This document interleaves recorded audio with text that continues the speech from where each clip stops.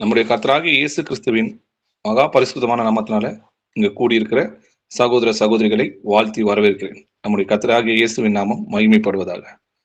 இன்னைக்கு நம்ம இச்சை அடக்கம் என்கின்ற தலைப்புல வேத வசனங்கள் ஆராய்ந்து பார்க்கலாம். ஆவியின் கனிகள் பார்த்தீங்கன்னா அன்பு, சந்தோஷம், சமாதானம், நீடிய பொறுமை, தயவு, நற்குணம், விசுவாசம், சாந்தம், இச்சை அடக்கம்னு சொல்லி எழுதியிருக்கும். பாவின் கனிகள்ல கடைசியா இருக்கிற இச்சை அடக்கத்தை பத்தி தான் இன்னைக்கு நம்ம ஆராய்ந்து பார்க்க போறோம். அப்போ 10 கற்பனைகளிலும் கட்டளைகளிலும் பாத்தீங்கன்னா இச்சையாதிருப்பாயாக அப்படின்னு சொல்லி கட்டளைகளிலும் கடைசி கட்டளையா இருக்குது என்னன்னு பாத்தீங்கன்னா இச்சையை பத்தி தான் ஆண்டவர் சொல்றாரு. இச்சை பாவம் என்பதை வேதம் நமக்கு கற்றுக் கொடுக்குது. அப்போ பிறனுடைய மனைவியை இச்சையாதிருப்பாயாக, பிறனுடைய வீட்டையும் அவனுடைய நிலத்தையும் அவனுடைய வேலைக்காரனையும் அவனுடைய வேலைக்காரியையும் அவனுடைய எருதையும் அவனுடைய கழுதையும் பின்னும் பிறனுக்குள்ள யாதொன்றையும் இச்சையாதிருப்பாயாகன்னு சொல்லி எழுதிருக்கு. அப்போ இச்சை பாவம் என்பது நமக்கு வேதம் கற்றுக் கொடுக்குது. அவர்களுடைய கட்டளைகளை மீறுகிறதே பாவம், நியாயப்பிரமாணத்தை மீறுவதே பாவம் சொல்லி வேதம் நமக்கு கற்றுக் கொடுக்குது இல்லையா? அப்போ இச்சை பாவம் என்பதை வேதம் கற்றுக் கொடுக்குறது. இதுல இருந்து நம்ம எப்படி வெளியே வரணும், எதெல்லாம் இச்சை அப்படின்றத நம்ம பார்க்கலாம். கர்த்தர் பாத்தீங்கன்னா ஆதாமுக்கும் ஏவாளுக்கும் என்ன கட்டளை எடுக்கிறாருன்னு பாத்தீங்கன்னா, தேவனாகிய கர்த்தர் மனுஷனை நோக்கி, நீ தோட்டத்தில் உள்ள சகல விருட்சத்தின் கனியையும் புசிக்கவே புசிக்கலாம், ஆனாலும் நன்மை தீமை அறியத்தக்க விருட்சத்தின் கனியை புசிக்க வேண்டாம், அதை நீ புசிக்கும் நாளிலே சாகவே சாவாயின்ற. இப்ப தோட்டத்துல இருக்கிற எல்லா கனியும் புசிக்கிறதுக்கு கர்த்தர் என்ன தராரு? அனுமதி கொடுக்கிறாரு. அதை புசிக்கிறது பேர் இச்சை இல்லை. ஆனா கர்த்தர் விளக்கின எதெல்லாம் செய்யாதன்னு கர்த்தர் நமக்கு கட்டளையிட்டு இருக்கிறாரோ அதை இச்சித்து செய்யறது பேர் தான் இச்சை. அப்போ இச்சை என்ன பண்ணுன்னு பாத்தீங்கன்னா, இச்சையானது கர்ப்பம் தெரித்து பின்னதி பாவத்தை பிறப்பிக்கும். ஏவாள் அவங்க விழுந்ததுக்கான காரணம் என்னன்றதை பார்க்கலாம். ஆதியாகமம் 3ஆம் அதிகாரம் 6வது வசனம் வாசிக்கலாம். அப்பொழுது ஸ்திரீயானவள், அந்த விருட்சம் புசிப்புக்கு நல்லதும் பார்வைக்கு இன்பமும் புத்தியை தெளிவிக்கிறதற்கு இச்சிக்கப்படத்தக்க விருட்சமாய் இருக்கிறது என்று கண்டு அதன் கனியை பறித்து புசித்து தன் புருஷனுக்கும் கொடுத்தாள், அவனும் புசித்தான். ஆமேன். ஆமேன். முதல்ல கர்த்தர் இந்த கனியை நீ புசிக்க கூடாதுன்னு கட்டளையிட்டு இருக்கிறாரு. அவங்க முதல்ல அதை பாக்குறாங்க. அது பார்க்கும்போது அவங்களுக்கு இன்பத்தை கொடுக்கறது, அது புத்தியை தெளிவிக்கிறதுக்கு இச்சிக்கப்படத்தக்க விருட்சமா இருக்கிறது அவங்க முதல்ல பாக்குறாங்க. முதல்ல கண்ணு தான் பாக்குது. அதை தோட்டத்துல இருக்கும்போது அவங்க போகும்போதும் வரும்போதும் அந்த இச்சையாது இருப்பையாக ஆண்டவர் எதை விளக்குனாரோ அதை என்ன பண்றாங்க, இவங்க தினந்தோறும் அதை பாக்குறாங்க. அவங்களுக்குள்ள அந்த ஆசையின் இச்சை என்ன பண்ணுது, உருவாகுது. அததான் பிசாசு என்ன பண்ணா, அவங்க கிட்ட இந்த இச்சையை தூண்டி விட்டான். அப்போ அவங்களுக்குள்ள இருதயத்துல இச்சை இருந்ததுனாலதான் அந்த பாவம் செய்யறதுக்கு அவங்க காரணமா இருந்தாங்க. அவனவன் தன் தன் சுய இச்சையினால் இழுக்கப்பட்டு சிக்குண்டு சோதிக்கப்படுகிறான். பின்பு இச்சையானது கர்ப்பம் தரித்து பாவத்தை பிறப்பிக்கும். பாவம் பூரணமானவது மரணத்தை பிறப்பிக்கும். பாவத்தின் சம்பளம் மரணம் என்பதை பார்க்கிறோம். அன்று ஆதாம் ஏவாள் செய்த பாவத்தினால இன்று வரை மரணம் நேர்ந்து கொண்டு வருது. இந்த மரண பயத்திற்கு உள்ளானவர்கள் யாவரையும் விடுதலை பண்ணி நமக்கு நித்திய ஜீவனை கொடுப்பதற்காக தான் நம்முடைய கர்த்தாதி கர்த்தர் தேவாதி தேவன் நமக்காக மனிதனாய் இறங்கி வந்து நமக்காக ஜீவனை கொடுத்தார். இந்த உலகத்துல கண்களின் இச்சையும் மாம்சத்தின் இச்சையும் என்ன பண்ணிருக்கு, உலகம் முழுவதும் பெருகி கிடக்கிறது. இந்த உலகம் முழுவதும் பொல்லாங்கால் நிறைந்திருக்குதுன்னு சொல்லி வாசிக்கிறோம் இல்லையா? வாசிக்கலாம். மத்தேயு 5ஆம் அதிகாரம் 27 29 வசனங்கள் வரைக்கும் வாசிக்கலாம். உபசாரம் செய்யாதிருப்பாயாக என்பது பூர்வத்தாருக்கு உரைக்கப்பட்டதென்று கேள்விப்பட்டிருக்கிறீர்கள். நான் உங்களுக்கு சொல்லுகிறேன், ஒரு ஸ்திரீயை இச்சையோடு பார்க்கிற எவனும் தன் இருதயத்தில் அவளோட உபச்சாரம் செய்தாயிற்று. உன் வலது கண் உனக்கு இடரை உண்டாக்கினால் அதை பிடுங்கி எறிந்து போடு. உன் சரீரம் முழுவதும் நரகத்தில் தள்ளப்படுவதை பார்க்கிலும் உன் அவயவங்களில் ஒன்று கெட்டு போவது உனக்கு நலமாயிருக்கும். ஆமேன். ஆமேன். விபச்சாரம் செய்யாதிருப்பாயாக என்பது 10 கற்பனைகளை நம்ம ஏற்கனவே பார்த்தோம் இல்லையா?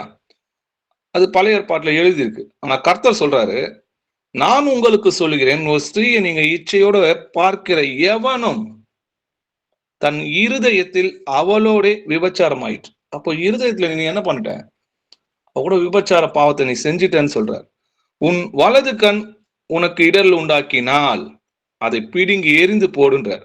உன் சரீரம் முழுவதும் நரகத்தில் தள்ளப்படுவதை காட்டிலும் உன் அவயங்கில் ஒன்று கெட்டு போவது உனக்கு நலமாயிருக்கும். அப்போ கண்களின் இச்சைன்னு சொல்லி இதான் வேதத்துல எழுதிருக்கு. அந்த கண்களின் இச்சை எங்க பாவத்தை தூண்டுதுன்னு பாத்தீங்கன்னா, இருதயத்தில் விபச்சாரம் செய்ய தூண்டுது. உன் கண்ணானது சரீரத்தின் விளக்காய் இருக்கிறதுன்னு சொல்லி வேதத்துல எழுதிருக்கு. உன் கண் தெளிவாய் இருந்தால் உன் சரீரம் முழுவதும் வெளிச்சமாய் இருக்கும். உன் கண் கெட்டதா இருந்தா உன் சரீரம் முழுவதும் இருளாய் இருக்கும்னு சொல்லி வாசிக்கிறோம். அப்போ சரீரமானது கண் விளக்கா இருக்குதுன்னா, அப்ப நம்முடைய கண் எப்படி விளக்கா இருக்குது, நம் கண் எப்படி தெளிவுள்ளதாக்கும். நீங்க சங்கீதம் போய் படிச்சு பாத்தீங்கன்னா, தேவனுடைய கற்பனைகள் நம் கண்ணை தெளிவுள்ளதாக்குகிறதுன்னு சொல்லி எழுதி. அப்ப இச்சையாது இருப்பாயாக அப்படின்ற அந்த வசனம் நம்ம இருதயங்கள் எழுதப்பட்டிருந்துச்சுன்னா, நம்ம யாதொரு இச்சையில நம்ம விழ மாட்டோம். ஒரு ஸ்திரீயை நீ இச்சையோட பார்க்கிற எவனும் தன் இருதயத்தில் விபச்சாரம் செய்தாயிற்று அப்படின்னு அந்த வசனம் நம்ம இருதயத்தில் இருந்துச்சுன்னா, பிசாசு நம்மளை தூண்டும் போது அப்போ கர்த்தர் என்ன பண்ணுவார், நம்ம இருதயத்துல இருக்கிற அந்த வசனம் நம்ம கிட்ட பேசுவார். அப்போ இருதயத்தை சோதித்து அறிகிற கர்த்தர் நமக்கு என்ன பண்ணுவார்னா, இது பாவம் அப்படின்றத உணர்த்துவார். அப்போ அந்த வசனம் நம்ம இருதயத்துல காத்து கொண்டோமானா நம் கண் சரீரத்தின் விளக்கா இருக்கு. அப்போ அந்த வசனம் நம்ம கண் என்ன பண்ணும், தெளிவுள்ளதா ஆக்குகிறதுன்னு சொல்லி எழுதிருக்கு. ஆண்டவருடைய கட்டளை கற்பனைகள், தேவனுடைய கற்பனைகள் இருதயத்தில் வைத்துக் கொள்வோமானால் அது என்ன பண்ணுனா சரீரம் முழுவதும் விளக்காய் இருக்கும்படி செய்யும். ஏன்னா அந்த வசனம் இருதயத்தில் இருப்பதா அது கண்ணுக்கு தெளிவு உண்டதாக்குதுன்னு சொல்லி எழுதிருக்கு. இப்போ நீங்க சிம்சோன் கதை தெரியும் இல்லையா? சிம்சோன் பாத்தீங்கன்னா பெலிஸ்தரின் ஒரு குமாரத்தியை கண்டு அவங்கள கல்யாணம் பண்ணிக்கணும்னு நினைக்கிறாங்க. அதை போய் அவன் தகப்பனுக்கும் தாய்க்கும் அதை போய் தெரிவிக்கும் போது அவங்க அப்பா அம்மா என்ன கேட்கறாங்கன்னா, நீ ஏன் அந்நிய ஜாதியில பெண் கொள்ற, நம்ம சகோதரர்ல யாரையாவது ஒரு பெண்ணை நீ கல்யாணம் பண்ணிக்கலாம் இல்லையா அப்படின்னு கேட்கும்போது, சிம்சோன் தன் தகப்பனை நோக்கி, அவள் என் கண்ணுக்கு பிரியமானவள், அவளையே எனக்கு கொல்ல வேண்டும் சொல்லி அவங்க அப்பா அம்மா கிட்ட சொல்றாங்க. ஆனா கடைசியில பாத்தீங்கன்னா அந்த கண்ணை பிடுங்கினது பிறகுதான் சிம்சோனுக்கு என்ன வருது, புத்தி வருது இல்லையா? பெலிஸ்தர் என்ன பண்றாங்க, அந்த பொண்ணு நிமித்தவனை கட்டி என்ன பண்றாங்க, அவங்க ஊருக்கு கொண்டு போறாங்க. அவன் கண்ணை பிடுங்கி அவனை காசாக்கு கொண்டு போய் அவனுக்கு 2 வெங்கல விலங்கு போட்டு சிறைச்சாலையிலே மாவரைத்து கொண்டு போய் அந்த கண்ணை பிடுங்கினதுக்கு அப்புறம் தான் அவனுக்கு புத்தி வருது. அப்போ அவன் பாவம் செய்யறதுக்கு காரணம் என்னது, அவள் என் கண்ணுக்கு இனிமையா இருக்கிறா அப்படின்னு அவங்க அப்பா கிட்ட சொன்னார். அப்போ இன்னைக்கு தேவனுடைய வசனத்தை மீறி கற்பனைகளை மீறி பாவம் செய்யறதுக்கு காரணமா இருந்ததுன்னு பாத்தீங்கன்னா கண்களின் இச்சை தான். அந்த கண்களின் இச்சை தான் அவன் சரீரம் முழுவதையும் அவனை நரகத்துக்கு தள்ளுறதுக்காக பார்த்தது இல்லையா? கடைசி நேரத்துல அந்த கண்ணை பிடுங்கினதுக்கு அப்புறம் தான் சிம்சோனுக்கு புத்தி வருது. அப்போ இந்த கண்களின் இச்சை தான் முதல் பாவத்துக்கு காரணமா இருக்குதுன்றதை நம்ம பார்க்கிறோம். இதே போல வேதத்துல இன்னொருத்தரும் இதே கண்களின் இச்சையினால பாவம் செய்திருக்கிறார். வாசிக்கலாம். 2 சாமுவேல் 11ஆம் அதிகாரம் 2-4 வசனங்கள் வரைக்கும் வாசிக்கலாம். ஒரு நாள் சாயங்காலத்தில் தாவீது தன் படுக்கையிலிருந்து எழுந்து அரண்மனை உப்பரிக்கையின் மேல் உலாத்தி கொண்டிருக்கும் போது ஸ்நானம் பண்ணுகிற ஒரு ஸ்திரீயை உப்பரிக்கையின் மேலிருந்து கண்டான். அந்த ஸ்திரீ வெகு சௌந்தரியவதியாயிருந்தாள். அப்பொழுது தாவீது அந்த ஸ்திரீ யார் என்று விசாரிக்க ஆள் அனுப்பினான். அவள் எலியாவின் குமாரத்தியும் ஏத்தியனான உரியாவின் மனைவியுமாகிய பத்சேபாள் என்றார்கள். அப்பொழுது தாவீது ஆள் அனுப்பி அவளை அழைத்து வர சொன்னான். அவள் அவனிடத்தில் வந்தபோது அவளோட சயனித்தான். பிற்பாடு அவள் தன் தீட்டு நீங்கும்படி சுத்திகரித்து கொண்டு தன் வீட்டுக்கு போனாள். ஆமென். தாவீதை போல கர்த்தருக்கு பயந்து நடக்கிறவரை நம்ம எங்கேயும் பார்த்திருக்க முடியாது இல்லையா? என் இருதயத்துக்கு ஏற்ற தாசன்னு சொன்ன கர்த்தரை யாரை பார்த்து சொன்னார்னு பார்த்தீங்கன்னா இதே தாவீதை குறித்து தான் சொல்றாரு. அப்படிப்பட்ட தேவனுக்கு பயப்படுற ஒரு கர்த்தரோட பிள்ளையா இருந்து கூட அவர் என்ன பண்றாரு, போர்க்காலத்துல எல்லாரும் போர் செய்யறதுக்கு ராஜாவும் போகணும். ஆனா அவர் என்ன பண்ணார், வீட்டிலேயே இருந்துடுறாரு இல்லையா? வீட்டுல இருக்கும்போது அவர் என்ன பண்றாருன்னு பாத்தீங்கன்னா அந்த பால்கனி வழியா உலாத்தி கொண்டு இருக்கும்போது ஸ்நானம் பண்ணுகிற ஒரு ஸ்திரீயை பாக்குறாரு. அப்போ பார்த்தோன்னே அந்த பொண்ணு அழகா இருந்தோடனே அவர் இருதயத்துல என்ன ஆச்சு, இச்சை உண்டாகி அந்த பொண்ணை அனுபவிக்கணும்னு சொல்லி ஒரு கெட்ட எண்ணத்தை என்ன பண்றான், பிசாசு அவங்க இருதயத்தை தூண்டி விடுறான். பிசாசு தான் இச்சை என்ன பண்ணுவான், தூண்டி விடுவான். அப்போ அதுக்கு முதல் காரணம் என்னன்னு பாத்தீங்கன்னா கண்களின் இச்சை. அதனாலதான் சபைகள்ல பாத்தீங்கன்னா பெண்கள் முக்காடு போடணும்னு சொல்லி வேதத்துல எழுதிருக்கு. அப்போ இதுக்கு காரணமா இருந்தது என்னன்னு பாத்தீங்கன்னா, கண்களின் இச்சை தான் தாவீதை பாவம் செய்ய வைக்கிறதுக்காக தூண்டுச்சு. அவர் அதோட விட்டாரான்னு பாத்தீங்கன்னா, அந்த இச்சை எங்க போய் கொண்டு போய் நிறுத்துச்சுன்னு பாத்தீங்கன்னா, உரியாவை கொலை செய்யும்படியாக அவருடைய இருதயத்தை பிசாசு தூண்டினா இல்லையா? யோவாவுக்கு ஒரு நிருபத்தை எழுதுறாரு. அதுல என்னன்னு பாத்தீங்கன்னா, அதை உரியா கையிலே கொடுத்து அனுப்புறாரு. இந்த நிருபத்திலே மும்முரமாய் நடக்கிற போர் முகத்திலே நீங்கள் உரியாவை நிறுத்தி அவன் வெட்டுண்டு சாகும்படி அவனை விட்டு பின்வாங்குங்கள் என்று எழுதியிருந்தது. எப்படிப்பட்ட இந்த இச்சை எங்க போய் நிறுத்துச்சு பாத்தீங்களா? கொலை செய்யறதுக்கு கொண்டு போய் நிறுத்துச்சு. இதுதான் கர்த்தர் சொல்றாரு, நீங்கள் உங்கள் பிதாவின் இச்சையின்படி செய்ய மனதா இருக்கிறீங்க, அவன் மனுஷ கொலை பாதகனா இருக்கிறார்னு சொல்றாரு இல்லையா? அது இந்த வசனத்தை வச்சுதான் அவர் சொல்றாரு இல்லையா? யோவான் 8ஆம் அதிகாரம் 44வது வசனம் வாசிக்கலாம். நீங்கள் உங்கள் பிதாவாகிய பிசாசானவனால் உண்டானவர்கள், உங்கள் பிதாவினுடைய இச்சைகளின்படி செய்ய மனதாய் இருக்கிறீர்கள். அவன் ஆதி முதற்கொண்டு மனுஷ கொலைபாதகனாய் இருக்கிறான். சத்தியம் அவனிடத்தில் இல்லாதபடியால் அவன் சத்தியத்திலே நிலை நிற்கவில்லை. அவன் பொய்யனும் பொய்க்கு பிதாவுமாய் இருக்கிறபடியால் அவன் பொய் பேசும்போது தன் சொந்தத்தில் எடுத்து பேசுகிறான். ஆமேன். ஆமேன். நீங்கள் உங்கள் பிதாவாகிய பிசாசினால் உண்டானவர்கள், உங்கள் பிதாவினுடைய இச்சையின்படி செய்ய மனதா இருக்கிறீங்க. அவன் தான் இச்சை என்ன பண்றான்? நம்ம இருதயத்துல தூண்டி விடுகிறவனா இருக்கான். அப்ப இச்சை பாவம் சொல்லி வேதம் நமக்கு கற்பிக்கிறது. அதை செய்யும்படியாக அந்த ஆசையை தூண்டி விடுறது யாருன்னு பாத்தீங்கன்னா பிசாசா இருக்கிறான் இல்லையா? அவன் ஆதி முதல் கொண்டு கொலைபாதனா இருக்கிறான். காயினை கொலை செய்ய வச்சது இதே பிசாசினால். பிசாசினால் உண்டாயிருக்கிற காயின்னு சொல்லி எழுதிருக்கு. அவன் என்ன பண்ணான்? அதுக்கு அவனுக்கு செவி கொடுத்தான். அப்போ நம்ம அவனுக்கு செவி கொடுக்கிற பிள்ளையா இருக்க கூடாது, அவனுக்கு கர்த்தராகிய இயேசுவின் நாமத்துல விரட்டுகிற பிள்ளைகளா நம்ம இருக்கணும். இச்சையை ஜெயிக்கிற பிள்ளைகளா இருக்கணும். இச்சை இறக்கம் உள்ளவர்களா நம்ம இருக்கணும். வாசிக்கலாம் 1 கொரிந்தியர் 6ஆம் அதிகாரம் 18வது வசனம் வாசிக்கலாம். வேசித்தனத்திற்கு விலகியோடுங்கள். மனுஷன் செய்கிற எந்த பாவமும் சரீரத்திற்கு புறம்பாய் இருக்கும். வேசித்தனம் செய்கிறவனோ தன் சுய சரீரத்திற்கு விரோதமாய் பாவம் செய்கிறான். ஆமென். வேசித்தனத்திற்கு விலகி ஓடுங்கள்னு சொல்லி வேதம் நமக்கு கற்றுக் கொடுக்குது. மனுஷன் செய்கிற எந்த பாவமும் சரீரத்துக்கு புறம்பா இருக்கு. ஆனா வேசித்தனம் மட்டும் தன் சரீரத்துக்கும் விரோதமா பாவம் செய்கிறான்னு சொல்லி எழுது. ஒருவன் தேவனுடைய ஆலயத்தை கெடுத்தால் கர்த்தர் அவனை கெடுப்பார்னு சொல்லியிருக்கு. நீங்க தான் அந்த தேவனுடைய ஆலயமா இருக்கிறீங்க. அப்போ வேசித்தனத்துக்கு விலகி ஓடுங்கள்னு சொல்லி இது யாரை பத்தி எழுதியிருக்குன்னு பாத்தீங்கன்னா, பழைய ஏற்பாட்டுல இருக்குது எல்லாமே நமக்கு போதனையா இருக்குது இல்லையா? இதுல நீங்க யோசேப்பை பார்க்கணும் இல்லையா? யோசேப்பை பாத்தீங்கன்னா அவரோட சகோதரர்கள் என்ன பண்றாங்க?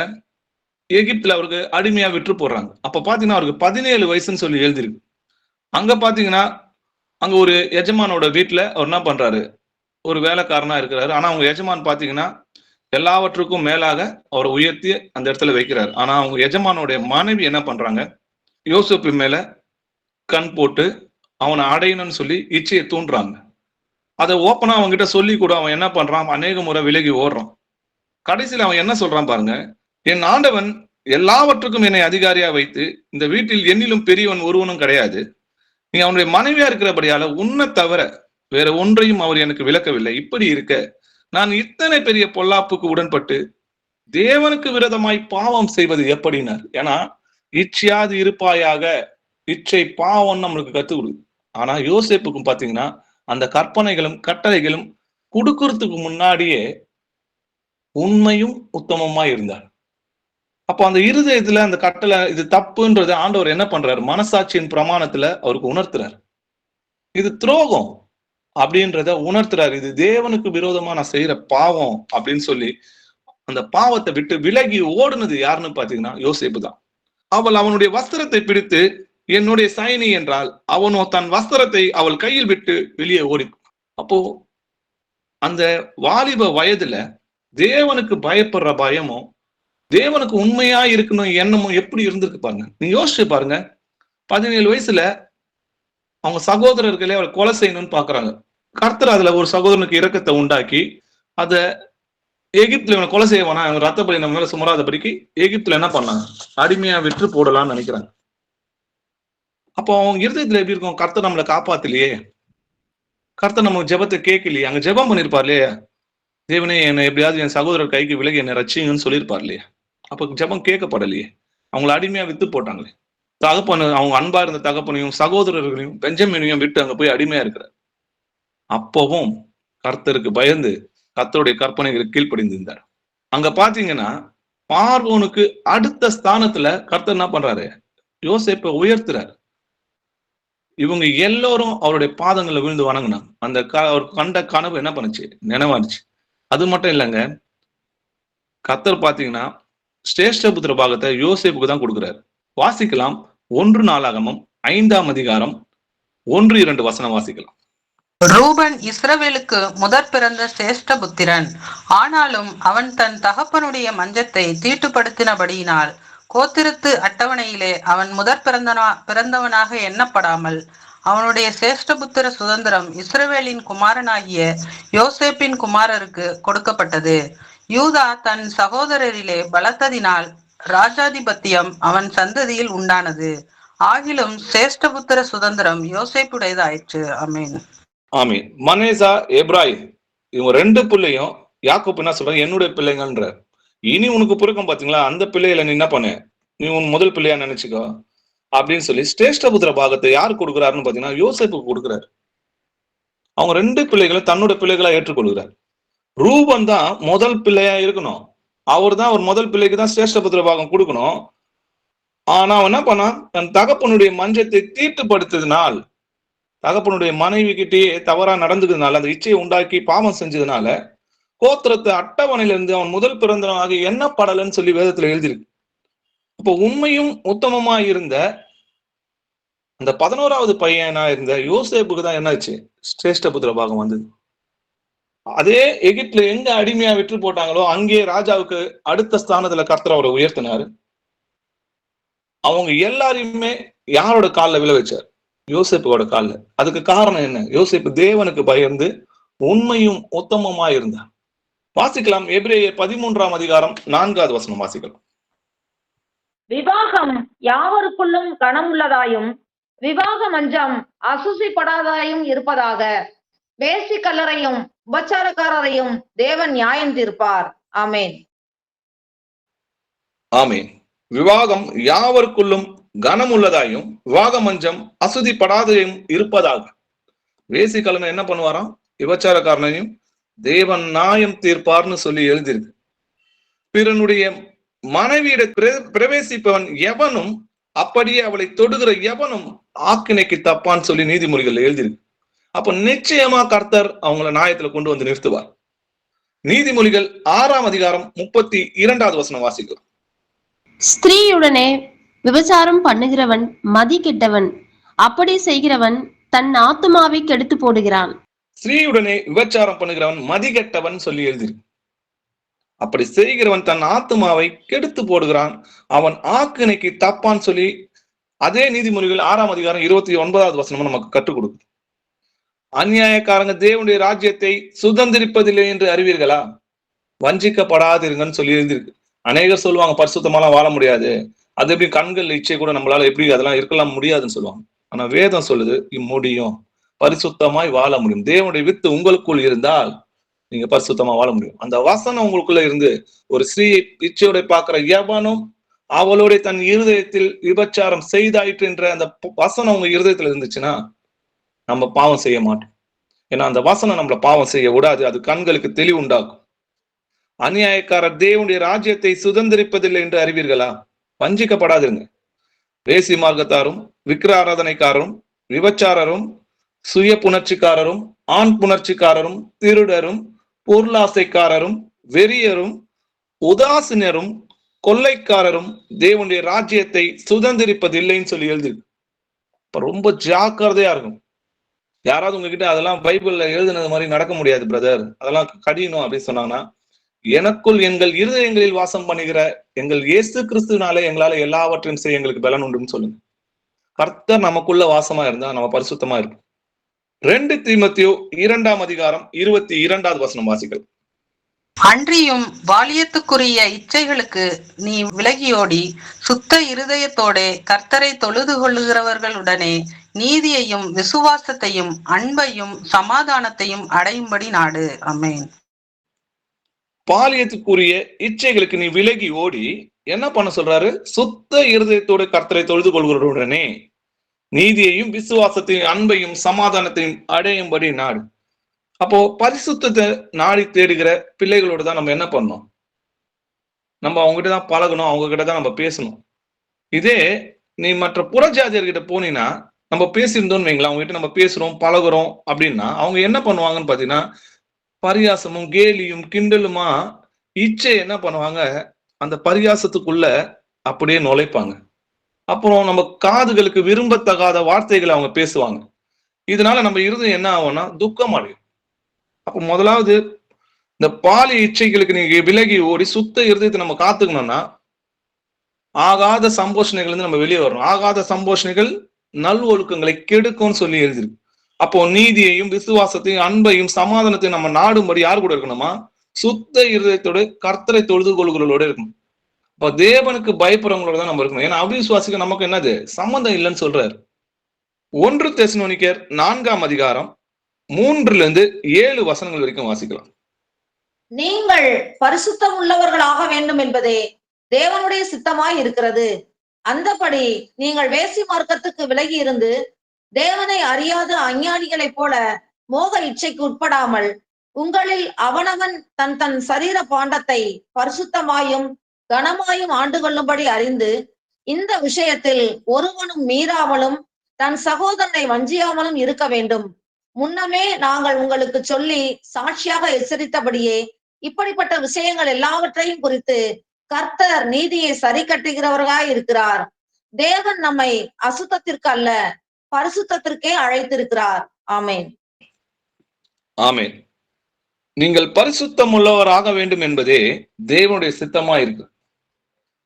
அந்தபடி நீங்க என்ன பண்ணுங்க, வேசி மார்க்கத்துக்கு விலகி இருந்து தேவனை அறியாத அஞ்ஞானிகளை போல, இவங்களை யாருன்னு பாத்தீங்கன்னா புறஜாதிகளை சொல்றாரு இல்லையா, அவங்கள போல மோக இச்சைக்கு உட்படாமல் நீங்க என்ன பண்ணுமா, உங்களில் அவன் தன் தன் சரீர பானத்தை பரிசுத்தமாயும் கனமாயும் ஆண்டு கொண்டு அறிந்து இந்த விஷயத்தில் ஒருவனும் மீறாமல் தன் சகோதரனை வஞ்சியாமலும் இருக்க வேண்டும் சொல்லி எழுதிருக்கு. உங்களுக்குள்ள ஒரு கணவன் மனைவி என்ன பண்ணணும்னு சொல்றாரு, இணைந்துதான் இருக்கணும். தேவன் இணைத்ததை மனிதன் பிரிக்காதிருக்க கடவன் சொல்லி எழுதிருக்கு. உங்களுக்குள்ள நீங்களே பேசி வச்சு ஒரு விரோதத்துக்காகவோ இல்ல ஒரு உபவாசத்துக்கோ நீங்க 2 பேர் பிரிந்திருந்தாலே தவிர மற்ற எந்த காரியத்திலும் நீங்க என்ன பண்ணக்கூடாது, பிரிந்திருக்க கூடாது. பிசாசு உங்களை தூண்டி விடாதபடிக்கு, பாவம் செய்ய தூண்டி விடாதபடிக்கு நீங்க இன்னும் என்ன சொல்றாரு ஆண்டவரே, நீங்கள் மறுபடியும் இணைந்து வாழுங்கள்ன்றார். அப்போ உன் மனைவி ஒரு இடத்துலயும் புருஷன் ஒரு ஊர்லயும் இருக்கிறது ஆண்டவருக்கு சித்தமான்னு கேட்டா நிச்சயமா கிடையாது. மனிதன் தனிமையா இருப்பது நல்லதல்ல அப்படின்னு சொல்லிதான் கர்த்தர் என்ன பண்றாரு, அவருக்கு ஏற்ற துணையை உண்டாக்குனார். அப்படி இன்னைக்கு இருக்கும் போது இந்த பணத்தின் மேல இச்சையும் இந்த உலகத்தின் மேல இச்சைக்காகவும் சம்பாதிக்கிறதுக்காக அவங்க ஒரு ஊர்லயும் இவங்க ஒரு ஊர்லயும் இப்படி எல்லாம் ஆண்டவர் சொல்லவே இல்லை. இது ஆண்டவருடைய கட்டளைக்கு புறம்பானது. அப்போ இப்படிப்பட்ட இந்த விஷயத்துல கர்த்தர் என்ன சொல்றாரு, முன்னமே நாங்கள் உங்களுக்கு சொல்லி சாட்சியாக எச்சரித்தபடியே இப்படிப்பட்ட விஷயங்கள் எல்லாவற்றையும் குறித்து கர்த்தர் நீதியை சரிகட்டுவராக இருக்கிறார். நம்ம பார்த்தோம் இல்லையா, பிறனுடைய மனைவிடத்தில் பிரவேசிக்கிறவன் அப்படி அவளை தொடுகிற எவனும் ஆக்கணைக்கு தப்பான். அப்போ தேவன் நம்மை அசுத்தத்துக்கு இல்ல பரிசுத்தத்துக்கு தான் அழைத்திருக்கிறார்ன்றதை முதல்ல நம்ம உணர்ந்து கொள்ளும். அப்போ நம்ம எல்லா நடக்கையிலும் நம்ம பரிசுத்தமா இருக்கிறோமா? நம்ம ஒரு காலத்துல எப்படி இருந்தோம், நீங்கள் முன்னே உங்கள் அறியாமையினாலே கொண்டிருந்த இச்சையின்படி இனி நடவாமல், நம்ம முன்னாடி அப்படிதான் இருந்தோம். அக்கிரமக்காரனா இருந்தோம், அநியாயக்காரனா இருந்தோம், பொருளாசைக்காரரா இருந்தோம், வேசித்தனமா இருந்தோம், விக்கிரத்தனமா இருந்தோம், இந்த உலகத்துக்கு அடிமையா இருந்தோம். முன்னே நீங்கள் அறியாமையினாலே கொண்டிருந்த இச்சையின்படி இனி நடவாமல் கீழ்ப்படுகிற பிள்ளைகளா இருந்து உங்களை அழைத்தவர் பரிசுத்தராய் இருக்கிறது போல நீங்களும் உங்கள் நடவடிக்கை எல்லாவற்றிலும் பரிசுத்தமாயிருங்கன்னு சொல்லி எழுதியிருக்கு. நான் பரிசுத்தர் ஆகையால் நீங்களும் பரிசுத்தராயிருங்கன்னு எழுதியிருக்குது. பரிசுத்தம் இல்லாமல் ஒருவனும் தேவனை தரிசிக்க முடியாதே. அப்போ நம்மளும் அவர் பரிசுத்தர், அதனால நம்மளும் எப்படி இருக்கணும், பரிசுத்தரா இருக்கும். சரி, அதே போல விக்கிர ஆராதனை தேவனுக்கு அருவருப்புன்றதை நம்ம பார்க்கிறோம். நரகலான விக்கிரம் அப்படின்னு சொல்லி எழுதிருக்கு. நரகல்னா மலன்னு அர்த்தம். பொருளாசையாக விக்கிராராதனை கூட நம்ம வேதத்துல படிச்சிருப்போம். ஆனா விக்கிராராதனை இச்சையினாலதான் உண்டா இருக்குன்றது எத்தனை பேருக்கு தெரியும்? வாசிக்கலாம். எசேக்கியேல் 11ஆம் அதிகாரம் 21வது வசனம் வாசிக்கலாம். ஆனாலும் சீ என்றெழப்படத்தக்கதும் அருவருக்கப்படத்தக்கதுமான தங்கள் இருதயத்தின் இச்சையிலே எவர்கள் நடக்கிறார்களோ அவர்களுடைய வழியின் பலனை அவர்கள் தலைகளின் மேல் சுமர பண்ணுவேன் என்று கர்த்தராகிய ஆண்டவர் சொல்லுகிறார். சீ என்று இகழப்படத்தக்கதும் அருவருக்கப்படத்தக்கதுமான தங்கள் இருதயத்தின் இச்சையில எவர்கள் நடக்கிறார். அப்போ இது எதை பத்தி ஆண்டவர் சொல்றாருன்னு பாத்தீங்கன்னா, நரகலான விக்கிரம். நரகல்னா மலம்னு அர்த்தம். அதை தான் நம்ம சீன்னு சொல்லி அருவருப்போம் இல்லையா? அப்போ அதை போல கர்த்தருக்கு நரகலான விக்கிரம்லாம் எப்படி இருக்குன்னு பாத்தீங்கன்னா, அந்த விக்கிரம் அவர்களுக்கு நரகலா இருக்குதுன்றதை நம்ம பார்க்கிறோம். மலத்துக்கு ஆண்டவர் அதை ஒப்பிட்டு பேசுறாரு. அப்போ இது ஏன் அவங்க செய்யறாங்கன்னு பாத்தீங்கன்னா, அவங்க இருதயத்துல ஒரு இச்சை. தேவன் ஆவியாய் இருக்கிறார்னு வசனம் இருக்குது. நாங்கள் கிறிஸ்துவை மாம்சத்தில் கண்டிருந்தாலும் இனி ஒருபோதும் நாங்கள் அவரை மாம்சத்தில் அறியோம் சொல்லி எழுதிருக்கு. அப்படி இருந்தா கூட ஏதாவது ஒரு போட்டோ இருக்கணும், அந்த போட்டோ கீழே வசனம் இருக்கணும், ஏதாவது ஒண்ணு இருக்கணும். அவங்களுக்கு கண்டு விசுவாசிக்கிறவன் பாக்கியவான் கிடையாது, காணாமல் விசுவாசிக்கிறவனே பாக்கியவான் சொல்லி. ஆனாலும் இவங்க என்ன பண்றாங்க, அது இச்சையில தான் செய்யறாங்க. இது விக்கிர ஆராதனை இச்சைன்றதை நம்ம பார்த்தோம். அப்போ சீ என்று அருவருக்கப்படத்தக்கதும் தங்கள் இருதயத்தின் இச்சை என்னன்றத இன்னொரு வசனத்துல, அதே எசேக்கியேல் 7ஆம் அதிகாரம் 20வது வசனத்துல வாசிக்கலாம். அது விக்கிர ஆராதனைன்னு சொல்லி நமக்கு தெரியப்படுது. வாசிங்க, எசேக்கியேல் 7ஆம் அதிகாரம் 20வது வசனம். அவருடைய சிங்காரத்தின் மகிமையை அகந்தைக்கென்று வைத்து அதிலே அருவருக்கப்படத்தக்கதும் சீ என்று இகழப்படத்தக்கதுமான காரியங்களின் விக்கிரகங்களை உண்டு பண்ணினார்கள்.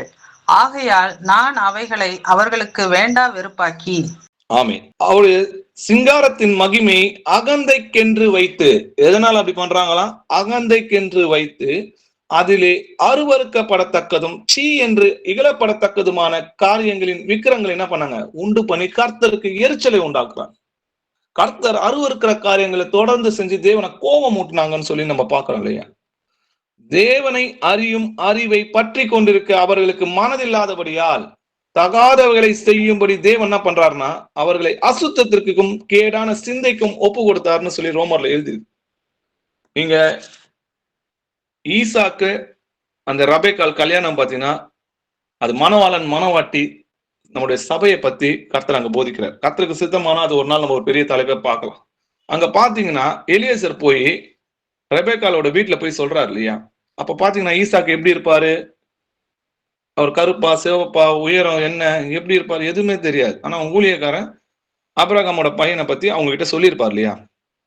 அப்போ அவங்க கேட்டு கண்டு விசுவாசிச்சு ஒரு தகப்பன் வந்து தன்னை பலியா கொடுக்க கூப்பிடும் போது கூட ஈசாக்கு கீழ்ப்படிந்து போனாரு, கர்த்தர் அவங்களை திரும்பவும் பாவனையா கொடுத்தாரு அப்படின்றதெல்லாம் அந்த கதையெல்லாம் அங்க சொல்லியிருப்பாங்களே. கர்த்தர் அவங்களை ஆசீர்வதிச்சிருக்காரு, அவங்க பழுகி பெருகும்படியா கர்த்தர் ஈசாக்கு ஆசீர்வதிக்கிறார், அவருடைய உடன்படிக்கை பண்ணியிருக்கிறாரு அப்படின்னு அங்கெல்லாம் அவங்க கிட்ட போய் சொல்லியிருப்பார் இல்லையா? அப்போ ரெபேக்கால் பாத்தீங்கன்னா ஈசாக்க பார்க்காம நான் கல்யாணம் பண்ணிக்கிறேன் அப்படின்னு சொல்லிட்டு அவரோட வந்தாங்க. கடைசியா அவங்கள அந்த ஊர்ல வந்த பிறகுதான் அவங்கள பாக்குறாங்க. காணாம என்ன பண்ணாங்க, அவர் எப்படி இருப்பாரு ஏது இருப்பாரு எதுவுமே தெரியாம ஈசாக்க கல்யாணத்துக்கு பண்ணதுக்கு ஒத்துக்கினாங்க. அப்போ ஈசாக்கு யாருன்னு பாத்தீங்கன்னா இயேசு கிறிஸ்துவுக்கு அடையாளமா இருக்குது. இந்த ரெபேக்கால் மணவாட்டிக்கு அடையாளமா இருக்கு.